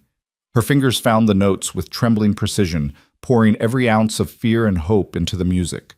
When she finished, there were tears on Mrs. Hartwell's cheeks. 3 weeks ago, I couldn't touch a piano, Emma said, quietly. My mother died, and the music died with her. Grant gave it back to me. You want to take that away? Kate stood next. Inspector Vale, you should know that state institutions for orphans have an average mortality rate of 12% annually, primarily from disease, malnutrition, and industrial accidents. That's according to the 1885 Census Bureau report. Here, we have adequate food, medical care, and education. The statistical probability of our survival and success is significantly higher. Removing us makes no logical sense. Vale stared at her. How old are you? 10. Does that make the statistics less true? Little Lucy didn't make a speech. She simply walked to Vale's horse, a nervous gelding that had been dancing and tossing its head since they arrived, and placed her small hand on its neck. The horse immediately calmed, lowering its head to nuzzle her palm. Your horse has a stone bruise on his right front hoof, Lucy said. That's why he's so agitated. If you don't treat it, he'll go lame within a week. She looked up at Vale with her father's green eyes. Grant taught me how to see when animals are hurting. Before I came here, I couldn't help anything. Now I can. Are you going to take that away from me? The silence stretched. Vale looked at his horse's hoof. The gelding was indeed favoring it slightly, a detail he'd missed, and then at the assembled evidence. Sheriff Morrison cleared his throat. Lawrence, he said quietly, maybe we should reconsider this investigation. These girls look healthy and happy to me. Their testimonies contradict Crane's complaint, and you've got 6 reputable citizens saying the sale was legitimate. The complaint states what a lying drunk wanted you to believe so he could cause trouble for the man who humiliated him, Morrison interrupted. Use your eyes, man. Use your judgment. Does this look like exploitation to you? Vale's jaw worked. He was clearly a man who didn't like being contradicted, who valued procedure over people. But he was also, Sarah sensed, a bureaucrat who understood optics. Taking 4 thriving children from a good home because of a dubious complaint would look bad. Very bad. Mr. Ashford, Vale said finally, I'm going to need verification from the county judge that this arrangement is legal. I'll also be conducting follow-up inspections monthly for the next 6 months. If I find any evidence of impropriety, anything at all, these children will be removed immediately. Are we clear? Crystal, Grant replied. And you, Vale turned to Sarah, will write a letter to my office every month detailing your living conditions, education, and treatment. If I don't receive those letters, or if they give me any cause for concern, I'll return with a federal marshal. Understood? Yes, sir, Sarah said, barely able to believe what she was hearing. Vale gathered his papers with stiff movements. This is highly irregular, but given the circumstances and the testimony provided, I'm suspending the removal order pending judicial review. Judge Blackwell will hear this case next week. Be prepared to present everything you've shown me today, along with character references and formal documentation of guardianship. He climbed back into the wagon, signaling the matrons to do the same. As they turned to leave, he paused and looked back at Grant. Mr. Ashford, you've put yourself in a precarious legal position. If those girls come to any harm, if there's even a whisper of impropriety, I will personally ensure you face the full weight of the law. Don't make me regret this decision. Won't happen, Grant said. They watched the wagon roll away, dust rising in its wake. For a long moment, nobody moved. Then Lucy let out a whoop of joy and threw her arms around Grant's waist. Emma started crying. Kate smiled, actually smiled, something Sarah had rarely seen since their parents died. And Sarah herself felt her knees go weak with relief. Did we just win? Emma asked through her tears. We bought time, Grant corrected. We still have to convince Judge Blackwell, but yes, we won this round. Mrs. Chen began shooing the townspeople toward the house. You all stay for lunch. Mrs. Chen makes special meal to thank you for helping. I should get back to the store, Mr. Schultz protested. You stay, Mrs. Chen commanded. Store can wait. Good deeds deserve good food. This is rule. As the unlikely group filed into the house, Dutch Henderson hung back, catching Grant's arm. Ashford, a word? They stepped aside, and Sarah, who'd learned that important conversations often required eavesdropping, lingered near the door. I wasn't lying in there, Dutch said gruffly, about what I'd planned for that girl if I'd bought her. It wasn't kind. Hell, it wasn't even decent, just legal, which ain't the same thing. He looked uncomfortable. What you did, taking all four of them, keeping them together, actually caring what happens to them, that's something I never would have thought of. Made me think about some things, about how I've treated my own workers. Figured I owed you an acknowledgement of that. Grant studied him for a long moment. You're not a bad man, Dutch, just a hard one. Sometimes hardness is what you need to survive, but sometimes kindness is what makes survival worth it. Your wife teach you that? Every day we were married, Grant replied quietly. Took me 3 years after she died to remember it. Dutch nodded slowly. Well, reckon I've got some thinking to do. Those girls are lucky they ended up with you instead of me. He headed toward the house, leaving Grant standing alone in the yard. Sarah slipped out to join him. Thank you, she said simply, for fighting for us, for believing we were worth it. Grant turned to her, and for the first time since she'd met him, his expression was completely unguarded.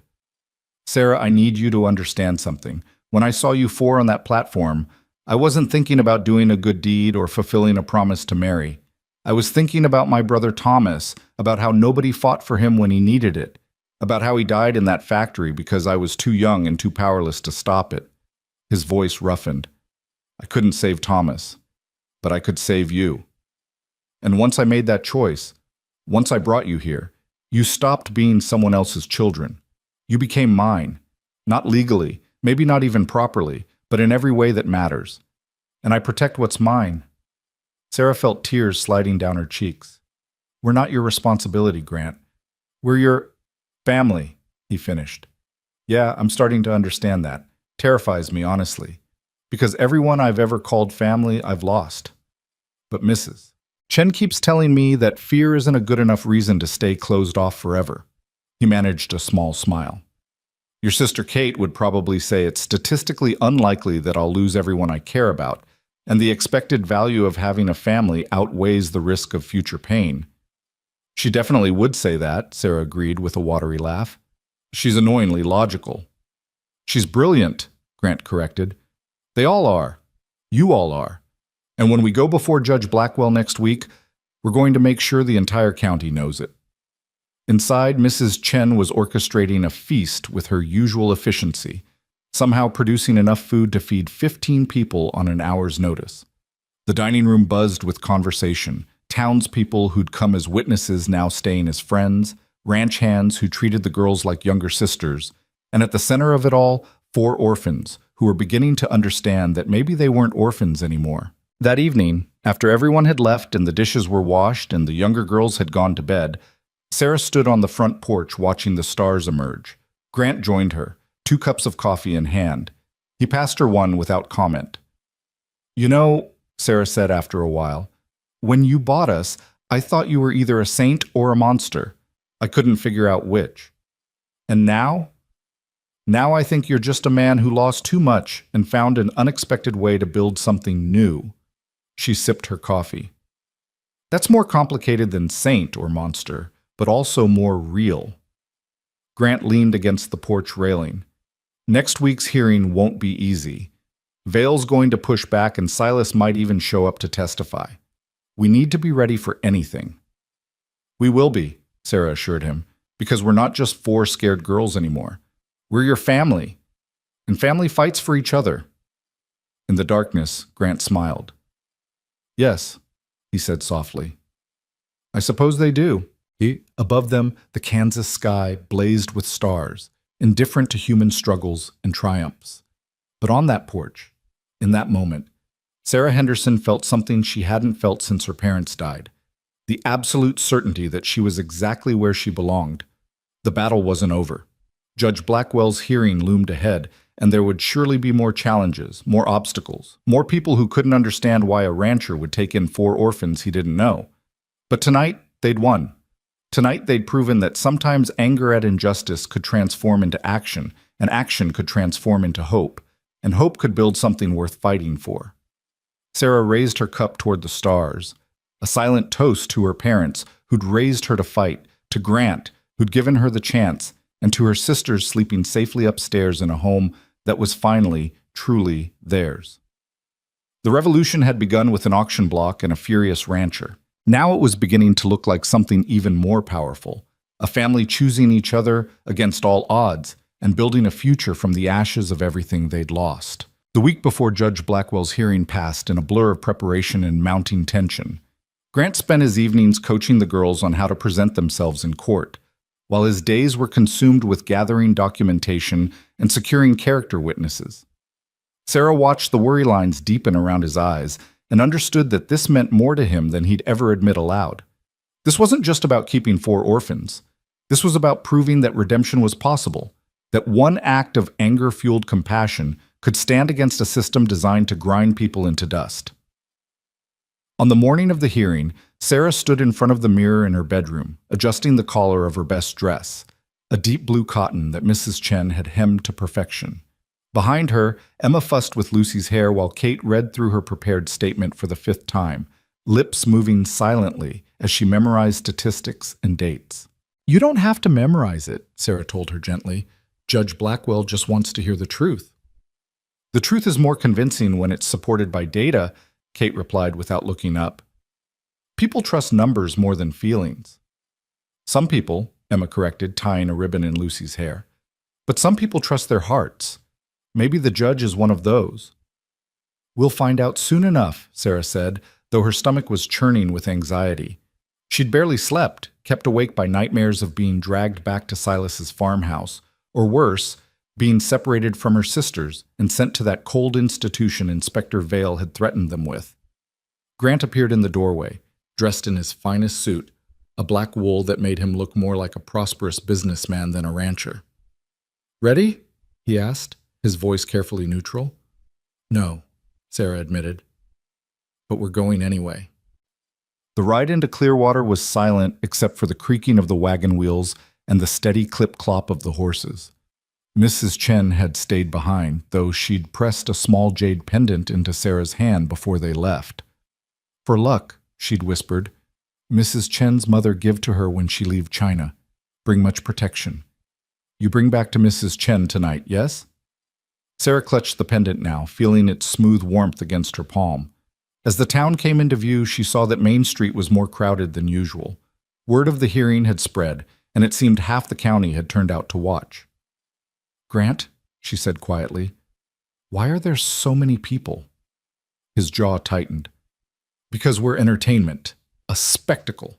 Orphans and outcasts challenging the system makes for good gossip." Then his expression softened slightly. "But some of them are here to support us. Look." He pointed to a cluster of familiar faces near the courthouse steps. Mr. Schultz stood beside Doc Henderson, both men in their Sunday best. Mrs. Hartwell had brought 3 other women from the church. Red Donovan leaned against a post, chewing tobacco and glaring at anyone who came too close. Even Dutch Henderson had shown up, looking profoundly uncomfortable in a starched collar. And there, separate from the supportive crowd, stood Inspector Vale with 2 severe-looking men in expensive suits. Lawyers, Sarah realized with a sinking heart. Vale had brought lawyers. "Grant," she said urgently, "we don't have a lawyer." "I know," he replied grimly. "Couldn't afford one. We're going to have to present our own case." "Against trained legal counsel?" Kate's voice rose with rare panic. "That's not a fair fight."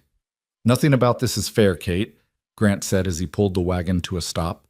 "But fair and right aren't the same thing. We've got the truth on our side. Sometimes that has to be enough." Well, and they climbed down and made their way through the crowd, feeling eyes on them from every direction. Sarah heard whispers, some sympathetic, others speculative, a few openly hostile. Someone muttered something about improper household arrangements, and Grant's hand twitched toward his side, but he kept walking. The courthouse was a two-story brick building that smelled of old wood and older secrets. Inside, Judge Thaddeus Blackwell's courtroom occupied the entire first floor, with high windows that let in slanting morning light. The judge himself was already seated behind his massive oak bench, a man in his 60s with iron gray hair and a face that suggested he'd seen every variety of human foolishness and been unimpressed by all of it. Sheriff Morrison stood near the front, looking like he'd rather be anywhere else. Inspector Vale took a seat at the prosecutor's table with his lawyers, arranging papers with precise movements. Grant led the girls to the defendant's table, which suddenly seemed very small and very exposed. As people filed into the gallery, Sarah noticed someone slipping in through the side door, someone who made her blood run cold. Silas Crane, dressed in clothes too fine for his station, clearly purchased with Grant's $100. He caught Sarah's eye and smirked, a look that promised retribution for whatever embarrassment she'd caused him. "Don't react," Grant murmured, following her gaze. "That's what he wants. Let him hang himself with his own lies." Judge Blackwell banged his gavel, and the courtroom fell silent. "This hearing is now in session. We're here to determine the legal status of 4 minor children currently residing with Mr. Grant Ashford of Twin Pines Ranch. Inspector Lawrence Vale has filed a complaint on behalf of the Kansas Bureau of Child Welfare, asserting that these children were acquired through illegal means and should be removed to state custody. Mr. Ashford contests this claim. Inspector Vale, you may present your case." Vale rose with the smooth confidence of a man accustomed to winning. "Your Honor, this case is quite simple. Mr. Silas Crane, legal guardian of the 4 Henderson children, was coerced into surrendering his wards through threats of physical violence. The transaction took place while Mr. Crane was in an impaired state, unable to properly consent. Furthermore, the children are currently living in a household that violates basic standards of propriety. Unmarried men and young girls under one roof, with only a foreign servant as supervision." "Mr. Crane is present?" the judge asked. "He is, Your Honor." Vale gestured and Silas stood, affecting an expression of wounded dignity that would have been laughable if it weren't so dangerous.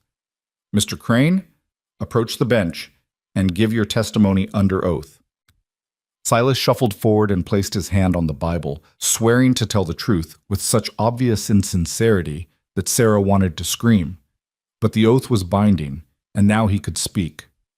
"Your Honor," Silas began, his voice quavering with false emotion, "loved my brother James and his wife Margaret like my own family. When they passed, God rest their souls, I took in their 4 daughters despite my own financial hardships. I fed them, clothed them, kept a roof over their heads. But times were hard, and I fell into debt." He hung his head in theatrical shame. "I thought perhaps the girls could be apprenticed to good families who could provide better than I could. So I arranged an auction, intending to place them with respectable households." "And then?" the judge prompted. "Then Grant Ashford arrived," Silas said, and now his voice took on an edge of fear that might have been genuine.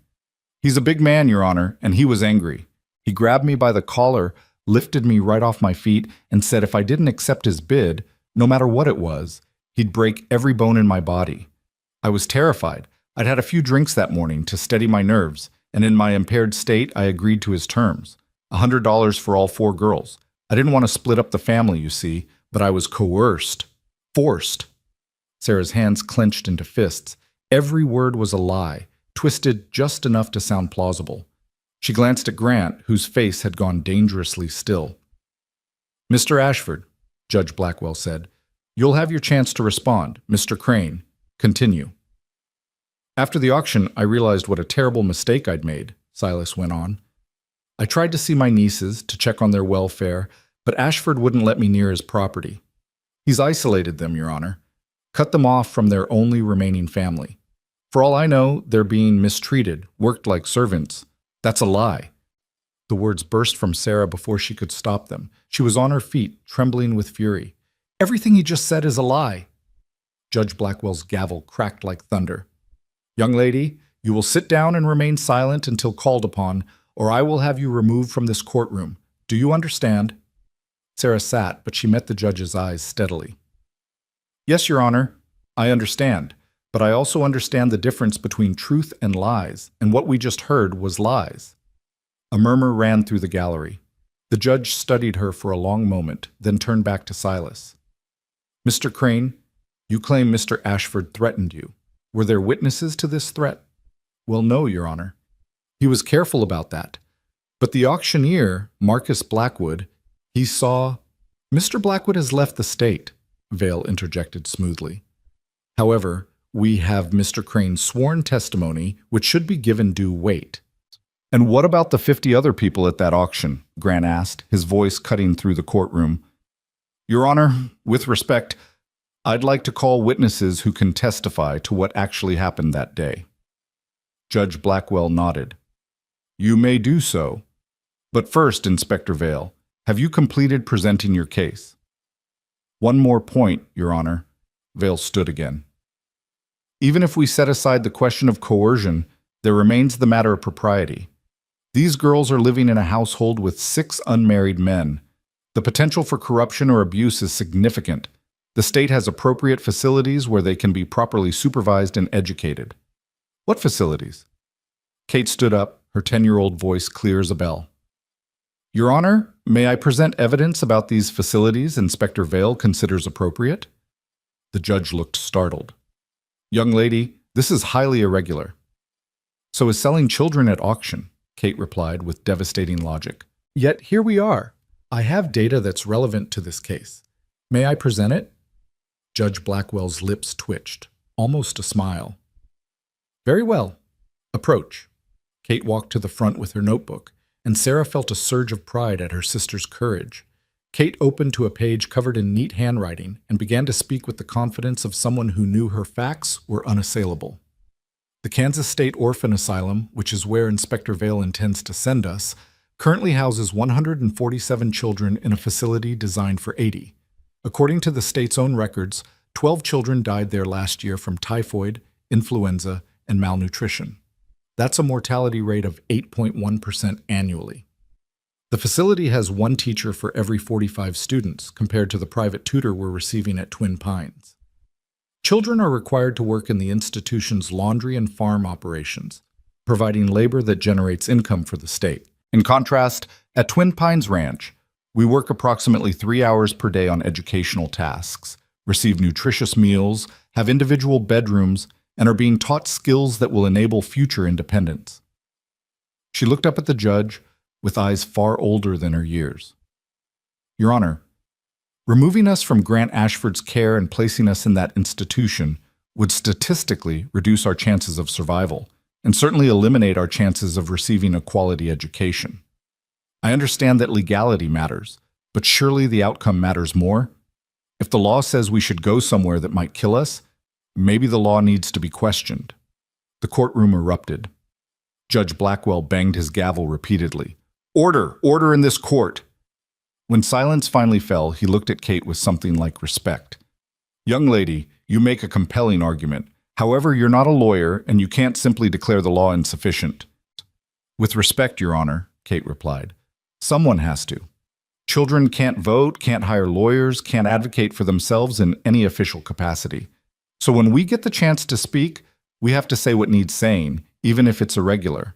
Because staying silent means accepting whatever adults decide for us, and adults don't always decide well. Point taken, the judge said dryly. Return to your seat. Mr. Ashford, call your witnesses. Grant stood. Your Honor, I'd like to call Mr. Heinrich Schultz. Mr. Schultz came forward, was sworn in, and began his testimony. I was at the auction that day, Judge. I saw the whole thing. Silas Crane was eager to sell those girls, kept asking the auctioneer when they'd be brought out. He wasn't drunk, or if he was, it didn't show. He was clear-eyed and calculating. When Grant bid $100, Silas practically jumped for joy. I saw his face. There was no fear there, just greed. And did you witness Mr. Ashford threatening Mr. Crane? The judge asked. Not before the sale, Schultz replied carefully. After the sale, yes.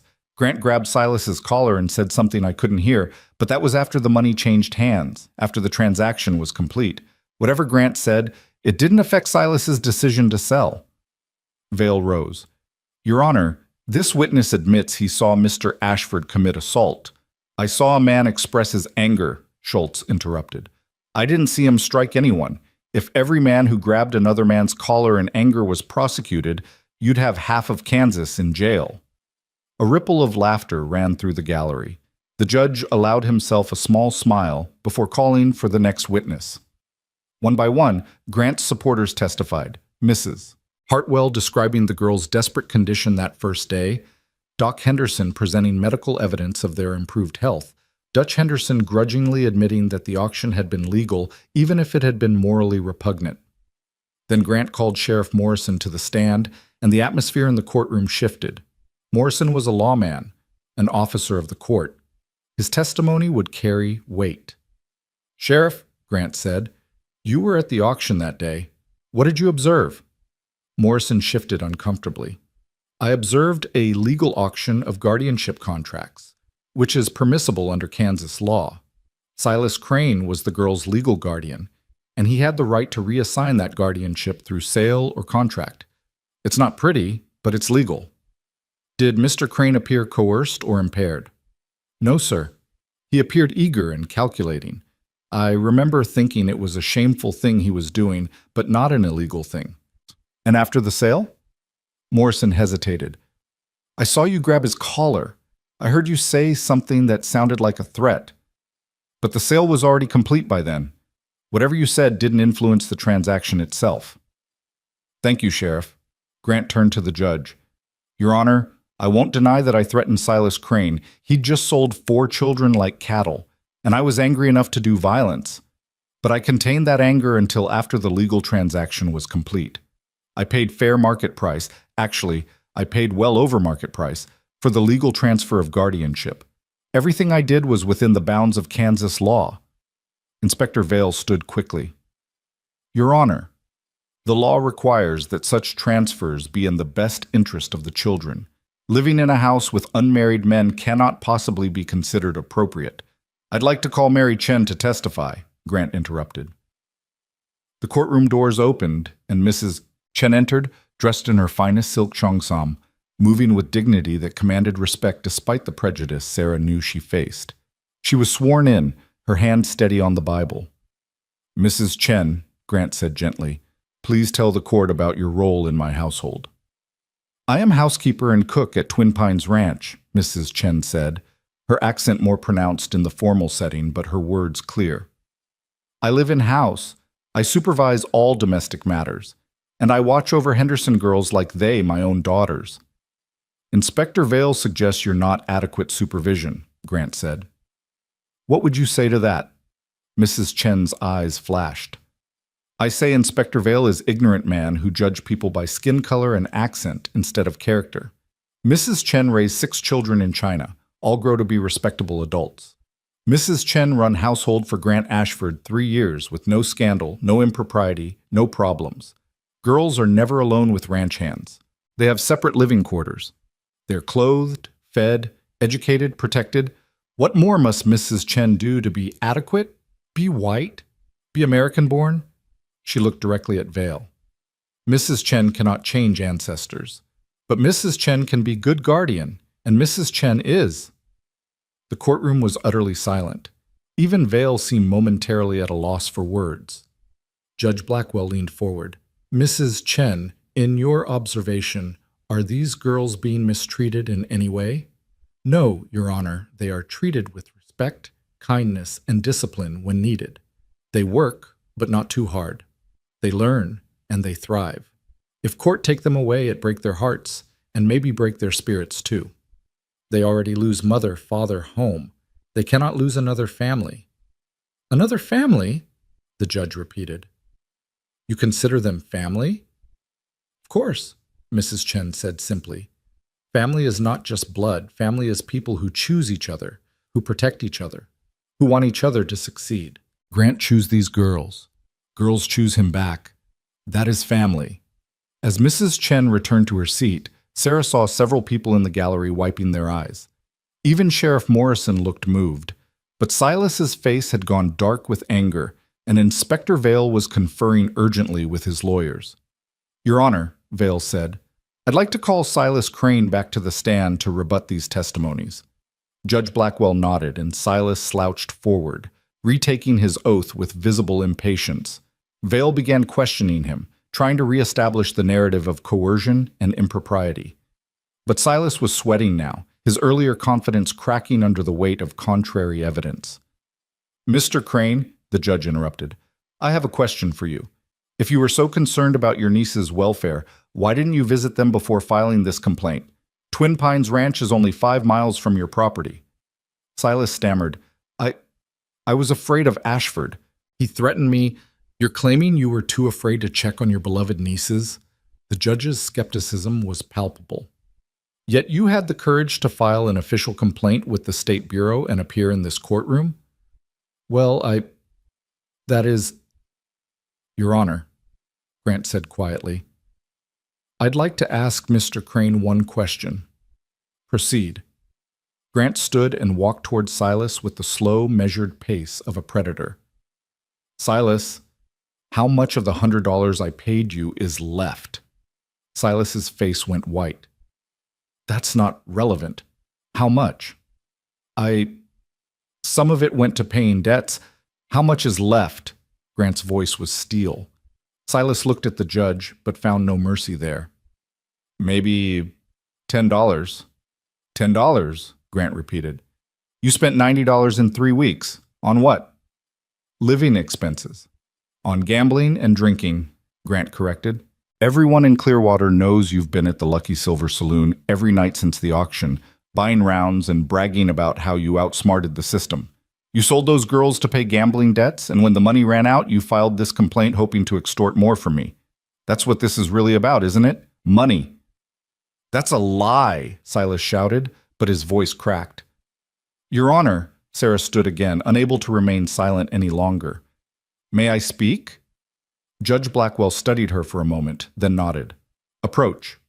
Sarah walked to the front of the courtroom, very aware of every eye upon her. She looked at Silas, and all the fear she'd felt on that auction block crystallized into cold, clear anger. "Your Honor, Silas Crane is my uncle by blood, but he was never family. When our parents died, he took us in not out of love but out of obligation and the hope of profiting from our inheritance. He sold our mother's sewing machine, our father's books, everything they'd worked for. He made us sleep 4 to a bed in an unheated attic. He fed us scraps. And when he ran out of things to sell, he sold us." She turned to face the courtroom. "Grant Ashford paid $100 for our guardianship. Silas spent $90 in 3 weeks, then came back asking for more by claiming the sale was illegal. But it wasn't illegal. It was just uncomfortable. It forced this town to see what they usually ignore. The children are treated as property under Kansas law, and that property can be bought and sold like furniture." Sarah's voice strengthened. "Grant didn't save us because he's a saint. He saved us because he was angry at a system that allows this to happen. And then he did something harder than saving us. He kept us.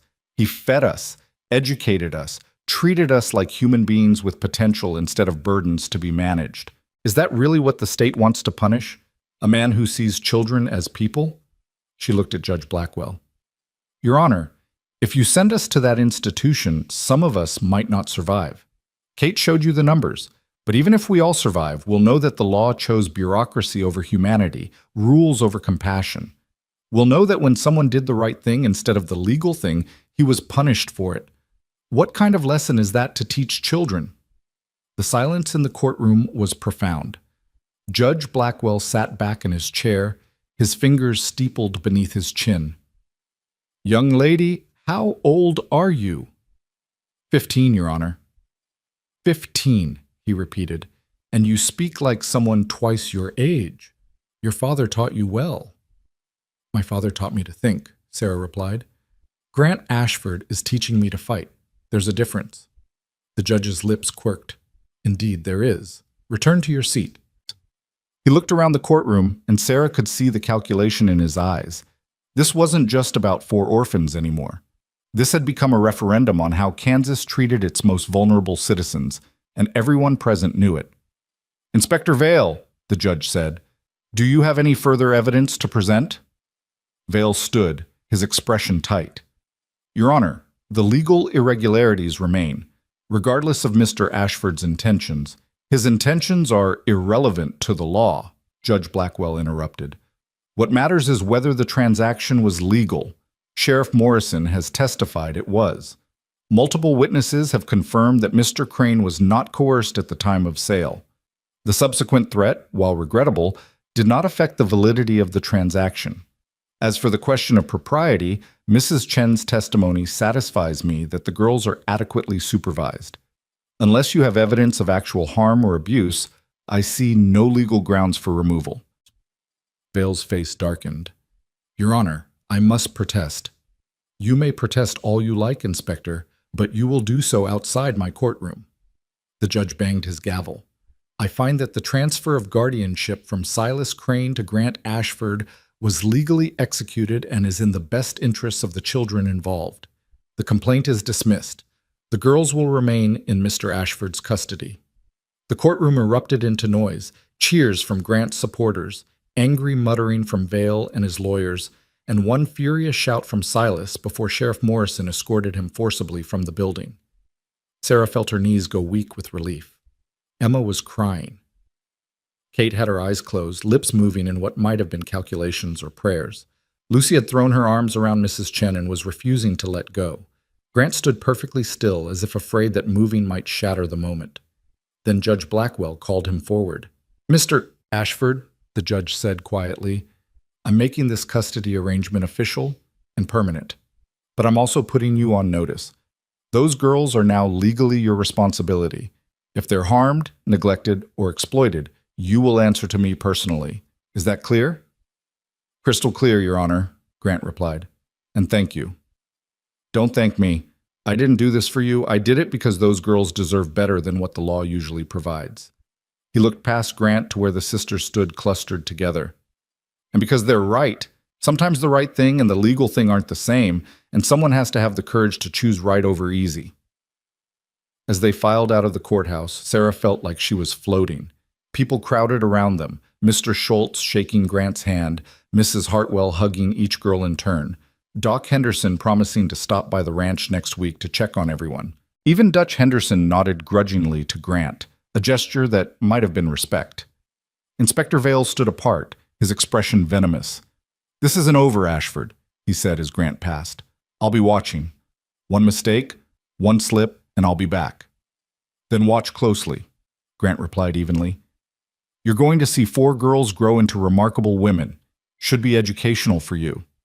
On the ride back to Twin Pines, the girls were giddy with relief and leftover adrenaline.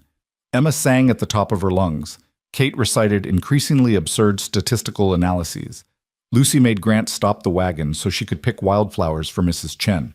Only Sarah remained quiet, processing everything that had happened. Grant noticed. You all right? He asked as the others ran ahead to pick more flowers. I'm thinking about what happens now, Sarah admitted. We won, but Inspector Vale was right about one thing. This isn't really over. The system that allowed us to be sold is still in place. Other children are still being auctioned, still being treated as property. We saved ourselves, but what about them? Grant looked at her with something like awe. You're 15 years old, Sarah. You just survived an auction, moved to a new home, and fought off the State Bureau in court.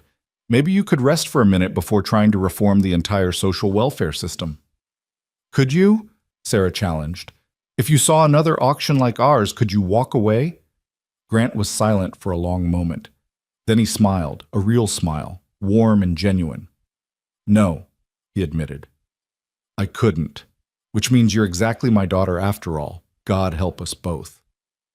That night, Twin Pines Ranch celebrated with a feast that Mrs. Chen had been preparing in hopeful anticipation.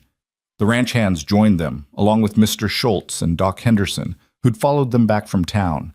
Red Donovan produced a fiddle, and Emma played piano while he played along, filling the house with music for the first time since Mary Ashford's death. As Sarah watched her sisters laughing, dancing, finally allowing themselves to be children again, she felt Grant's hand on her shoulder. Thank you, he said quietly. For what? For reminding me why I did this.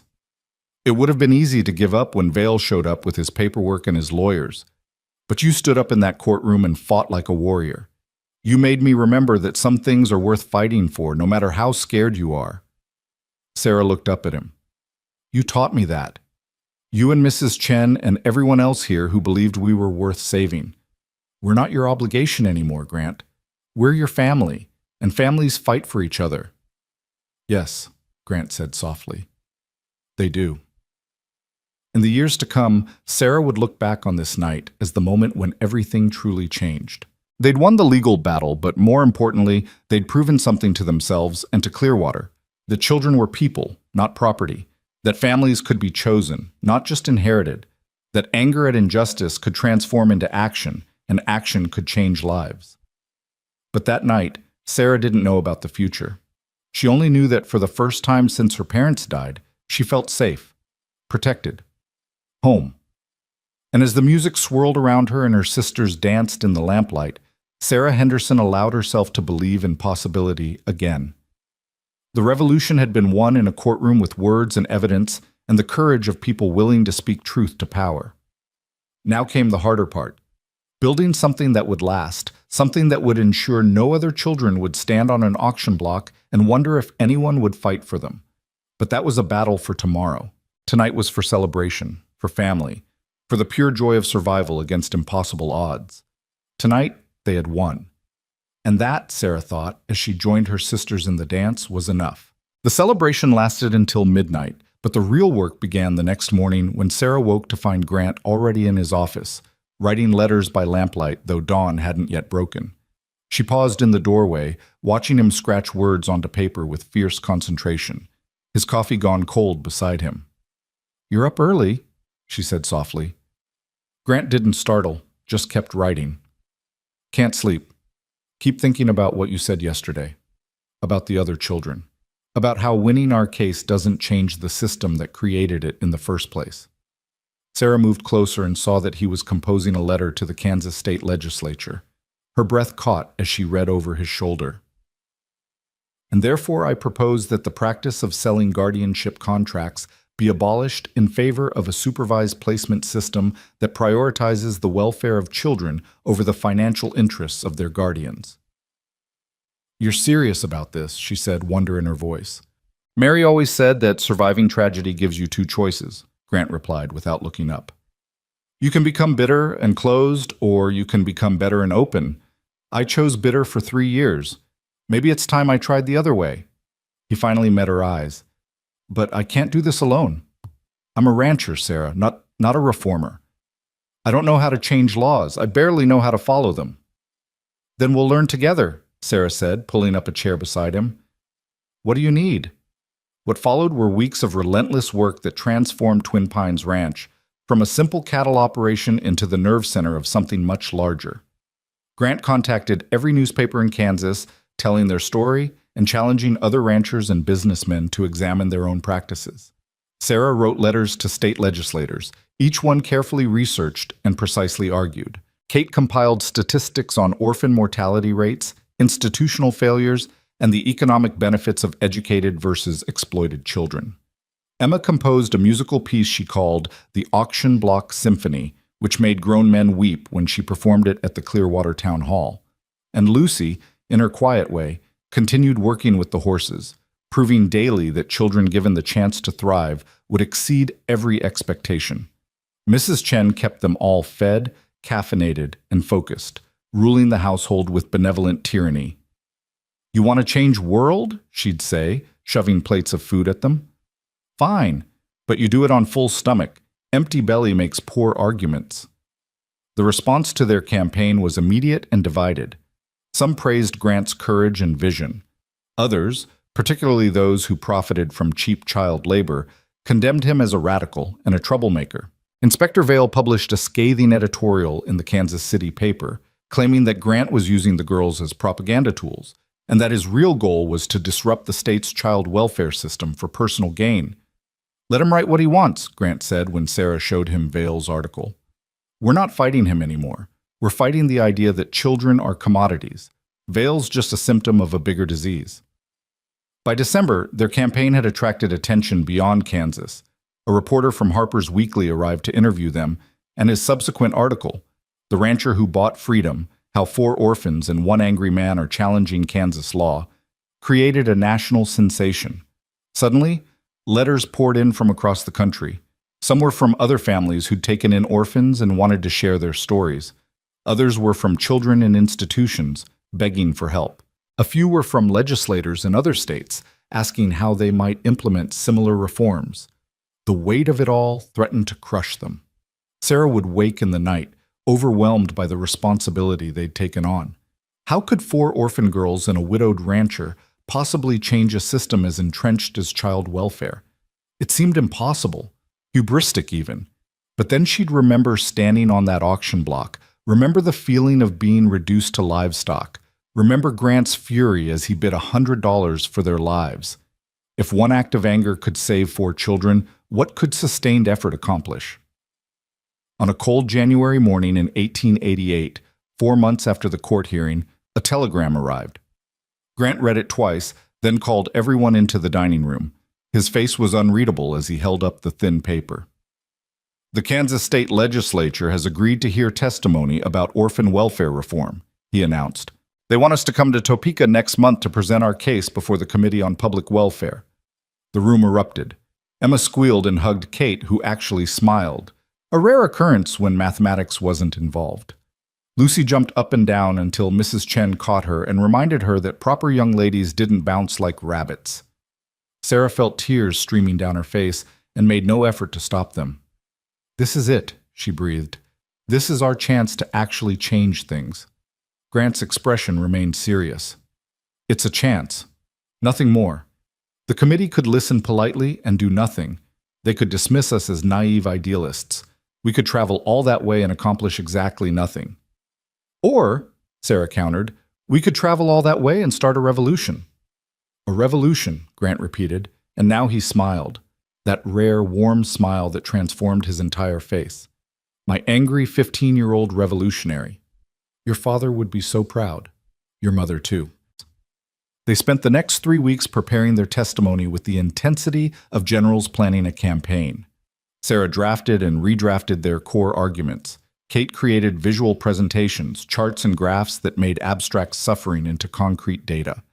Emma composed a piece specifically for the hearing, something that would capture the emotional truth of their experience.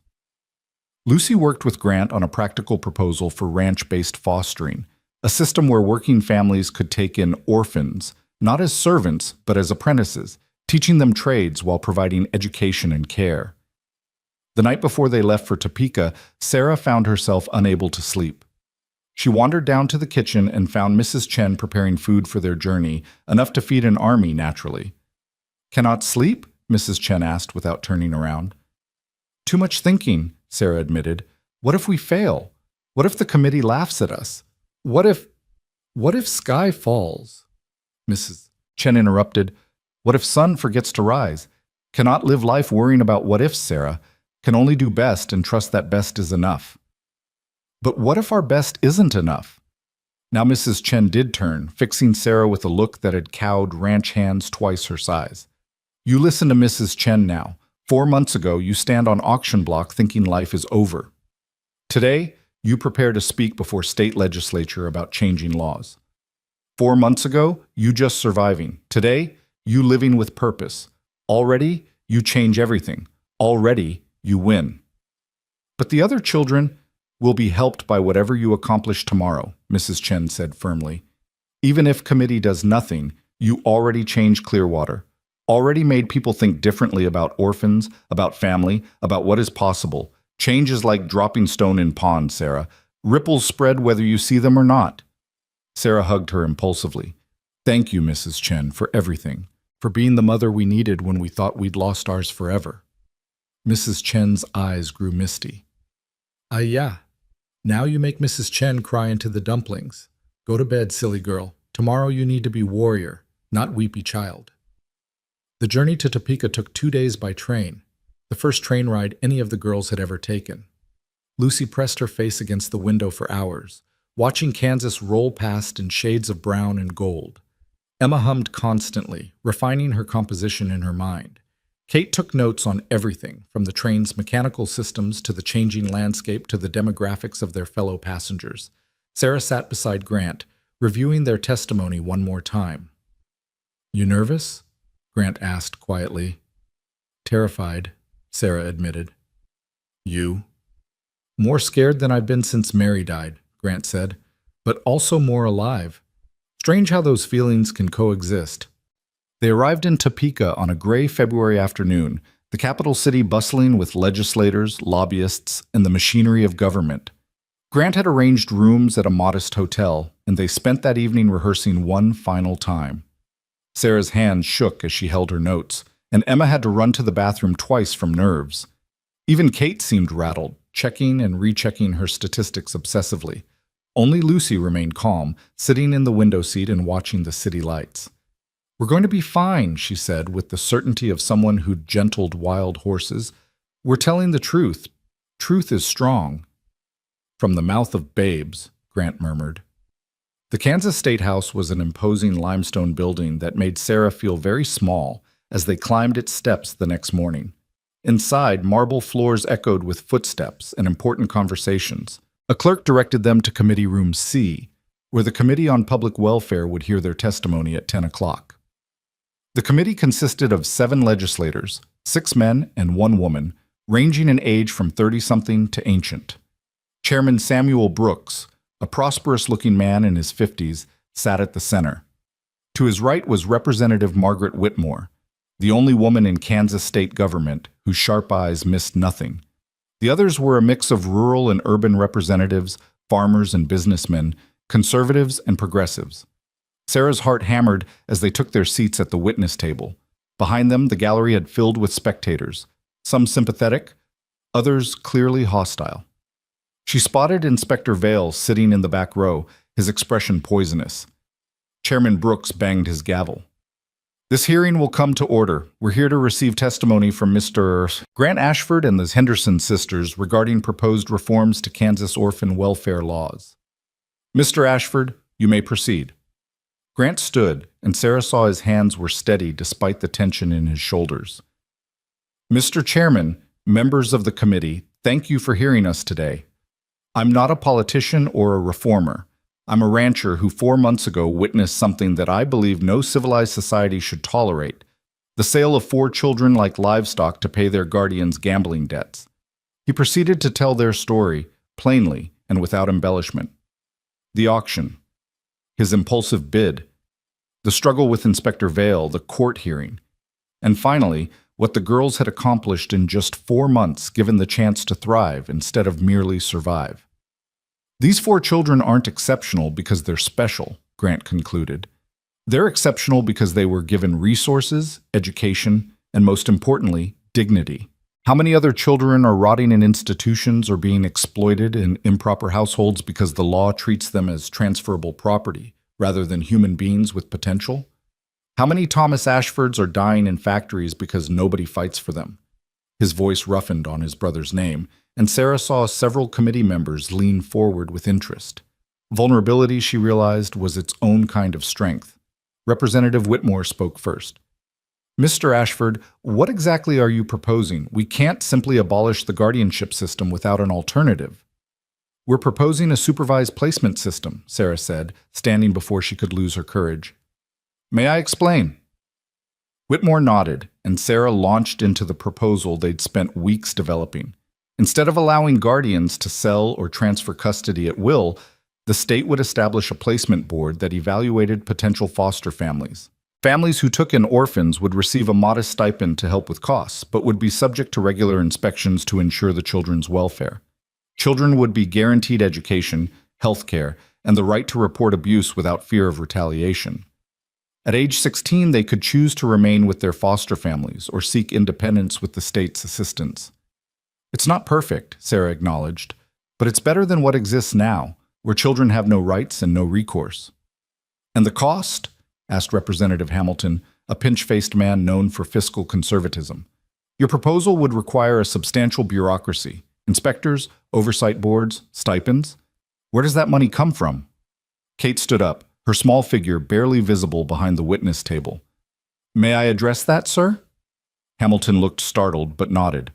Kate pulled out her charts, and Sarah helped her display them where the committee could see. "Currently, the state spends approximately $200 per year per child in institutional care," Kate explained with perfect clarity. "This includes facility maintenance, minimal food and clothing, and inadequate education. Under our proposal, foster families would receive $60 per year per child, less than one-third the institutional cost. The state would save money while providing better outcomes. You're a child, Hamilton said, not unkindly. How do you know these figures? I read the state budget reports, Kate replied. They're public record. Anyone can access them at the state library. I'm surprised more adults don't bother. Laughter rippled through the gallery. Even Chairman Brooks smiled. Young lady, you've done more research than some of my colleagues. Continue. Kate proceeded to demolish every financial objection with devastating precision, citing statistics, precedents from other states, and projected cost savings. By the time she finished, Hamilton was nodding thoughtfully instead of frowning. Mr. Chairman, Representative Whitmore said, I'd like to hear from the other girls. We've heard from Mr. Ashford and Sarah and Kate.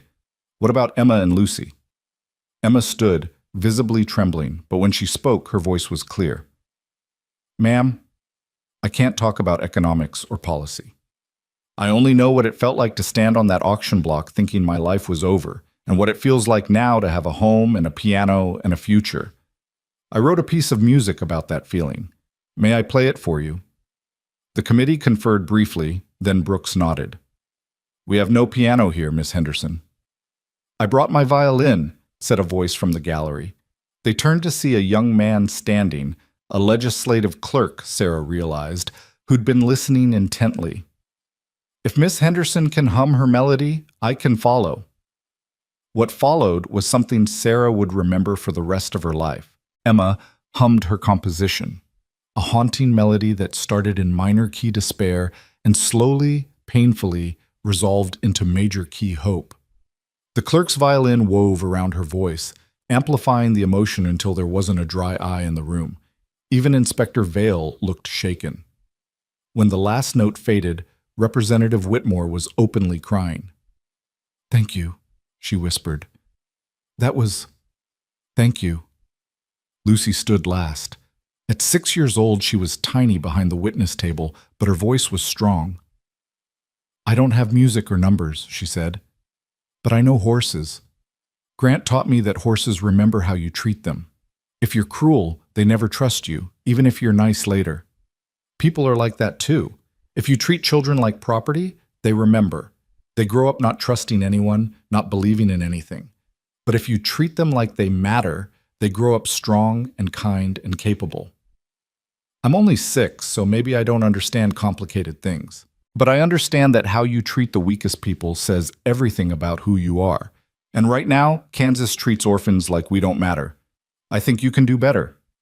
The silence that followed was absolute. Chairman Brooks cleared his throat several times before speaking. Does anyone else wish to testify? Inspector Vale stood. I do, Mr. Chairman. Sarah's heart sank as Vale made his way to the front. This was it. The moment he'd undermine everything they'd built with bureaucratic double talk and appeals to procedure. But Vale didn't attack. Instead, he stood before the committee and said something Sarah never expected. Mr. Chairman, I came here today prepared to argue against Mr. Ashford's proposal. I believed then, and believed until about 20 minutes ago, that existing systems are adequate and that reform is unnecessary. But I've listened to these children, truly listened, and I find that I cannot in good conscience oppose their proposal. Shocked murmurs ran through the gallery. Vale continued, his voice strained but sincere. I became an inspector because I wanted to protect children. Somewhere along the way, I began protecting the system instead. These girls have reminded me of the difference. Their proposal is sound, their reasoning solid, and their experience unimpeachable. If the committee chooses to move forward with reform, the Bureau of Child Welfare will support it. He sat down without another word. Grant looked as stunned as Sarah felt. Even Vale's own lawyers seemed shocked. Representative Whitmore leaned forward.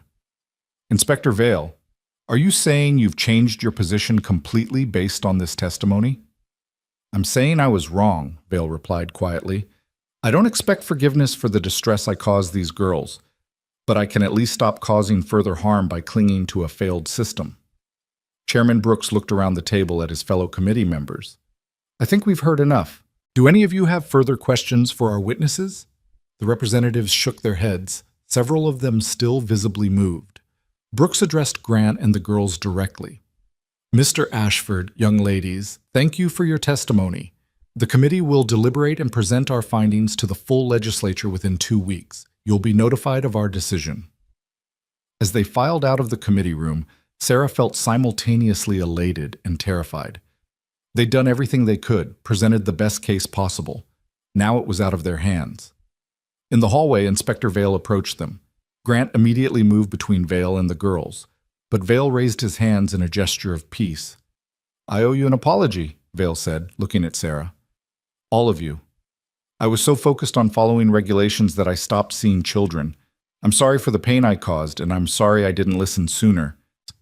Sarah studied him, searching for deception and finding only exhausted sincerity. We appreciate that, Inspector, and we appreciate your testimony in there. It was the least I could do, Vale replied. He turned to Grant. Mr. Ashford, if the committee approves this reform, I'd like to be involved in implementation. I know I've been your adversary, but I'd like the chance to be an ally instead. Grant extended his hand slowly. People change. Mary always said that. I'm willing to give you that chance if you're willing to earn it. They shook, and something shifted in the air, a sense that maybe, just maybe, they'd started something that would outlast their individual stories. The 2 weeks waiting for the committee's decision were agony. They returned to Twin Pines and tried to resume normal life, but everyone was on edge. Sarah jumped every time a rider approached. Emma played piano obsessively, working through her anxiety in arpeggios and scales. Kate calculated probability distributions for various legislative outcomes until Grant gently suggested she find a less stressful hobby. Lucy spent entire days with the horses, finding peace in their simple, honest company. Then, on February 28, 1888, a telegram arrived. Committee approved reform proposal. Full legislative vote scheduled March 15th. Your presence requested. Brooks. They made the journey back to Topeka in a daze. This time, the State House was packed with spectators, journalists, and advocates on both sides of the issue. The debate in the House chamber was fierce, with opponents arguing about cost, practicality, and the danger of government overreach. Supporters countered with stories of institutional abuse, child mortality statistics, and moral imperatives. Sarah and her sisters sat in the gallery, watching democracy in action, messy, chaotic, but ultimately responsive to truth when that truth was spoken loud enough. Representative Whitmore gave the closing argument. Colleagues, we face a simple question. Are children people or property? If they're people, they deserve the basic dignities we afford all citizens: food, shelter, education, and protection from exploitation. If they're property, then we can continue as we have, treating orphans as transferable commodities and accepting unconscionable mortality rates as the cost of doing business. The children who testified before our committee were not asking for charity, they were asking for justice. I believe we have an obligation to provide it. The vote was called. Sarah gripped Grant's hand so tightly her knuckles went white. The secretary called the roll, and representatives voted one by one. The count seemed to take forever, but finally the secretary announced, 58 ayes, 42 nays. The Orphan Welfare Reform Act passes. The gallery erupted in cheers. Sarah burst into tears. Emma and Kate and Lucy were hugging each other and crying and laughing all at once. Grant sat perfectly still, his eyes closed, and Sarah realized he was praying, thanking Mary perhaps, or God, or simply acknowledging that impossible things sometimes happened when people refused to accept the world as it was. Representative Whitmore found them afterward. You did this, she said, gripping Sarah's shoulders. You 4 girls and your stubborn rancher, you changed history. We just told the truth, Sarah replied through her tears. Sometimes that's all it takes, Whitmore said. Now comes the hard part, making sure implementation actually helps children instead of creating new bureaucracy. I'm chairing the Oversight Committee. I want you involved. Not officially, you're too young for that, but as advisors. Will you help? Yes, Sarah said without hesitation. Of course. Over the next 2 years, Sarah and her sisters became regular visitors to Topeka, consulting on implementation details and troubleshooting problems as the new system took shape. Inspector Vale, true to his word, became one of their strongest allies, using his institutional knowledge to navigate bureaucracy, an advocate for children who couldn't advocate for themselves. The reform was messy and imperfect, plagued by the usual delays and complications. But it worked. Child mortality and state care dropped by 30% in the first year alone. Foster placements increased, and families who took in orphans were properly supported and supervised. Twin Pines Ranch became a model for ranch-based fostering. Grant took in 3 more orphans over the years, 2 boys who'd been working in a factory, and a girl whose parents died in a cholera outbreak. The ranch grew, prospered, and became known throughout Kansas as a place where broken children could heal and thrive. Sarah continued her education with unprecedented intensity, devouring every book in Grant's library and corresponding with educators across the country. At 18, she left Twin Pines to attend the University of Kansas, the first woman in her family to receive higher education. She studied social work and law, driven by the memory of standing on that auction block and the determination that no other child would experience that horror if she could prevent it. Emma's musical gift blossomed. She performed her auction block symphony at venues across Kansas and eventually in Chicago and New York, using her art to keep the story of orphan reform alive in the public consciousness. At 21, she became a music professor at a conservatory in Boston, where she taught hundreds of students and composed pieces that challenged audiences to confront social injustice. Kate's mathematical brilliance led her to study engineering at a time when few women entered the field. She graduated at 19, became a civil engineer, and designed innovative systems for water management and agricultural optimization. Her work improved life across the Great Plains, and she never stopped applying mathematical rigor to social problems, publishing papers that made poverty, injustice, and suffering into equations that demanded solutions. Lucy became a veterinarian, the first female veterinarian in Kansas. Her gift for understanding animals made her legendary, and ranchers traveled for days to seek her expertise. She never forgot that Grant had been the first person to take her gift seriously, to believe that a 6-year-old girl could see what others missed. She named her practice Twin Pines Veterinary Clinic in his honor. Grant himself changed in ways both subtle and profound. The hardness never completely left him. He'd lost too much for that, but it was tempered by love, purpose, and the daily evidence that second chances could transform lives. He never remarried, remaining faithful to Mary's memory, but his house was never empty. There were always children at Twin Pines, always someone who needed saving, and Grant never turned anyone away. Mrs. Chen remained the household's heart until she died peacefully in her sleep at 78, surrounded by the extended family she'd helped build. Her funeral drew hundreds of people, many of them former orphans who'd found refuge at Twin Pines. The jade pendant she'd once lent Sarah for luck was buried with her, a small gesture of gratitude for wisdom freely given. The years passed, bringing joy and sorrow in equal measure. The girls married, had children of their own, and spread across the country pursuing their callings. But they returned to Twin Pines every summer, bringing their families to the place where they'd been reborn. Grant grew old surrounded by grandchildren who weren't his by blood, but were his in every way that mattered. In 1912, Sarah, now Dr. Sarah Ashford, having taken Grant's name legally when he formally adopted all 4 sisters, was invited to address the United States Congress about child welfare reform. The Orphan Welfare Reform Act had inspired similar legislation in 17 other states, but federal protection for children remained elusive.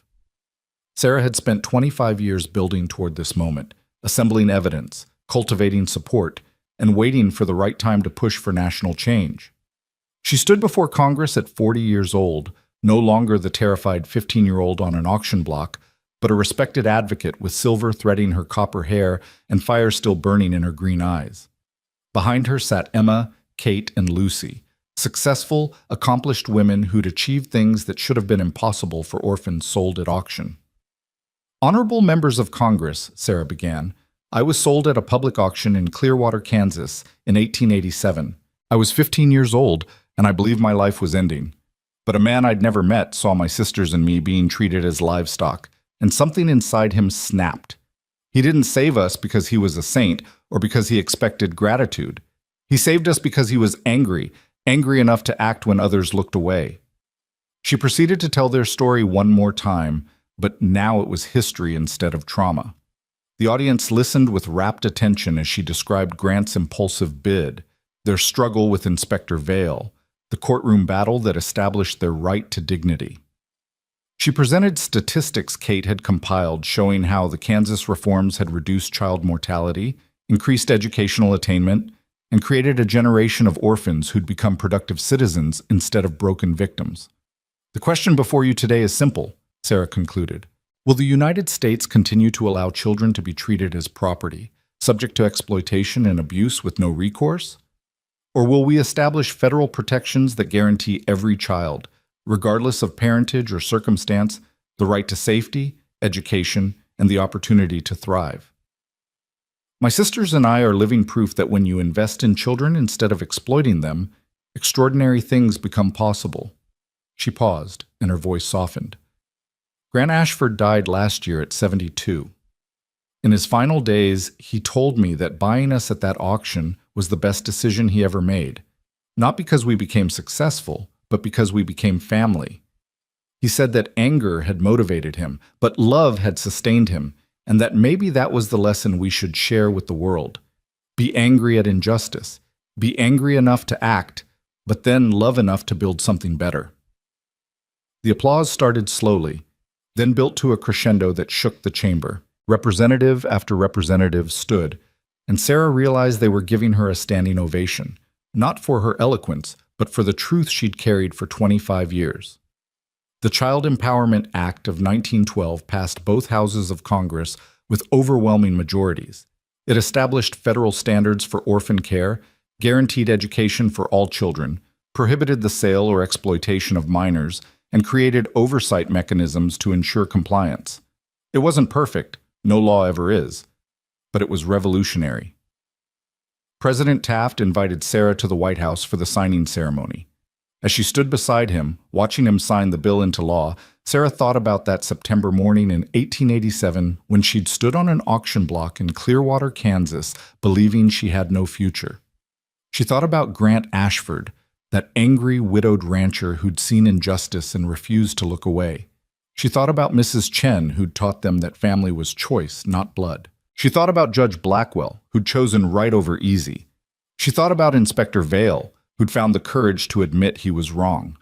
Most of all, she thought about her sisters, Emma with her music, Kate with her mathematics, Lucy with her animals, each of them taking the second chance Grant had given them and building something beautiful from the wreckage of their childhood. That evening, Sarah stood on the steps of the Lincoln Memorial as the sun set over Washington. Emma had come with her husband and 3 children. Kate had traveled from Chicago with her engineering portfolio under her arm, never able to stop working. Lucy had brought her veterinary bag, just in case, because that was who Lucy was. "We did it," Emma said quietly. "We actually changed the country." "Grant did it," Sarah corrected. "We just carried it forward." "No," Kate said with characteristic precision. "Grant started it. We finished it. And now thousands of other children will benefit from what began with one rancher's anger and 4 sisters' refusal to stay silent. That's not Grant's legacy or ours, it's all of ours together." Lucy, who'd remained the quietest of the 4 even in adulthood, spoke with the wisdom of someone who understood animals and therefore understood people. "Grant used to say that love was worth the risk of pain. I think he was right. Loving us hurt him sometimes, reminded him of everyone he'd lost. But he did it anyway, and because he did, we learned to love too. We learned that broken things can be fixed, that lost things can be found, and that family is something you build, not something you're born into." Sarah looked at her sisters, women now, with their own families and accomplishments, but still the girls who'd clung together on that auction block, promising to stay together no matter what. They'd kept that promise, and in keeping it, they'd changed history. "Do you think he knows?" Emma asked. "Grant, I mean. Wherever he is, do you think he knows what we accomplished?"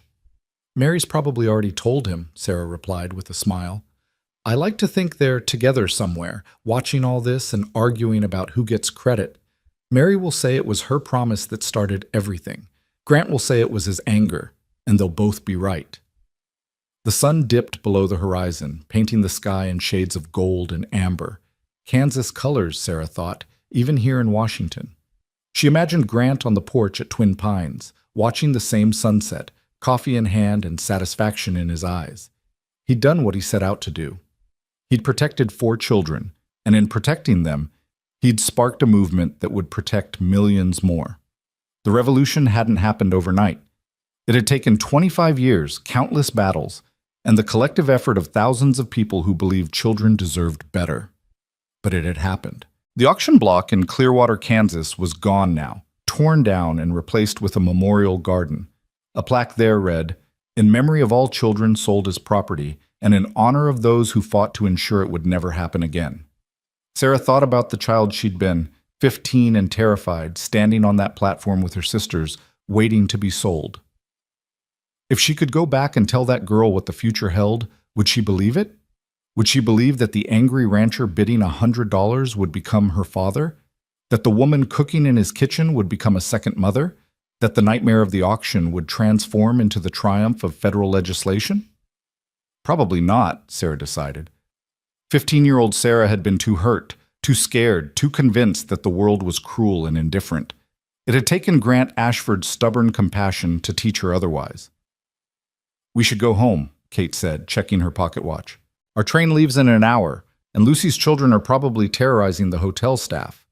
They walked back toward their hotel, 4 women in expensive dresses who'd once been 4 orphans in threadbare cotton.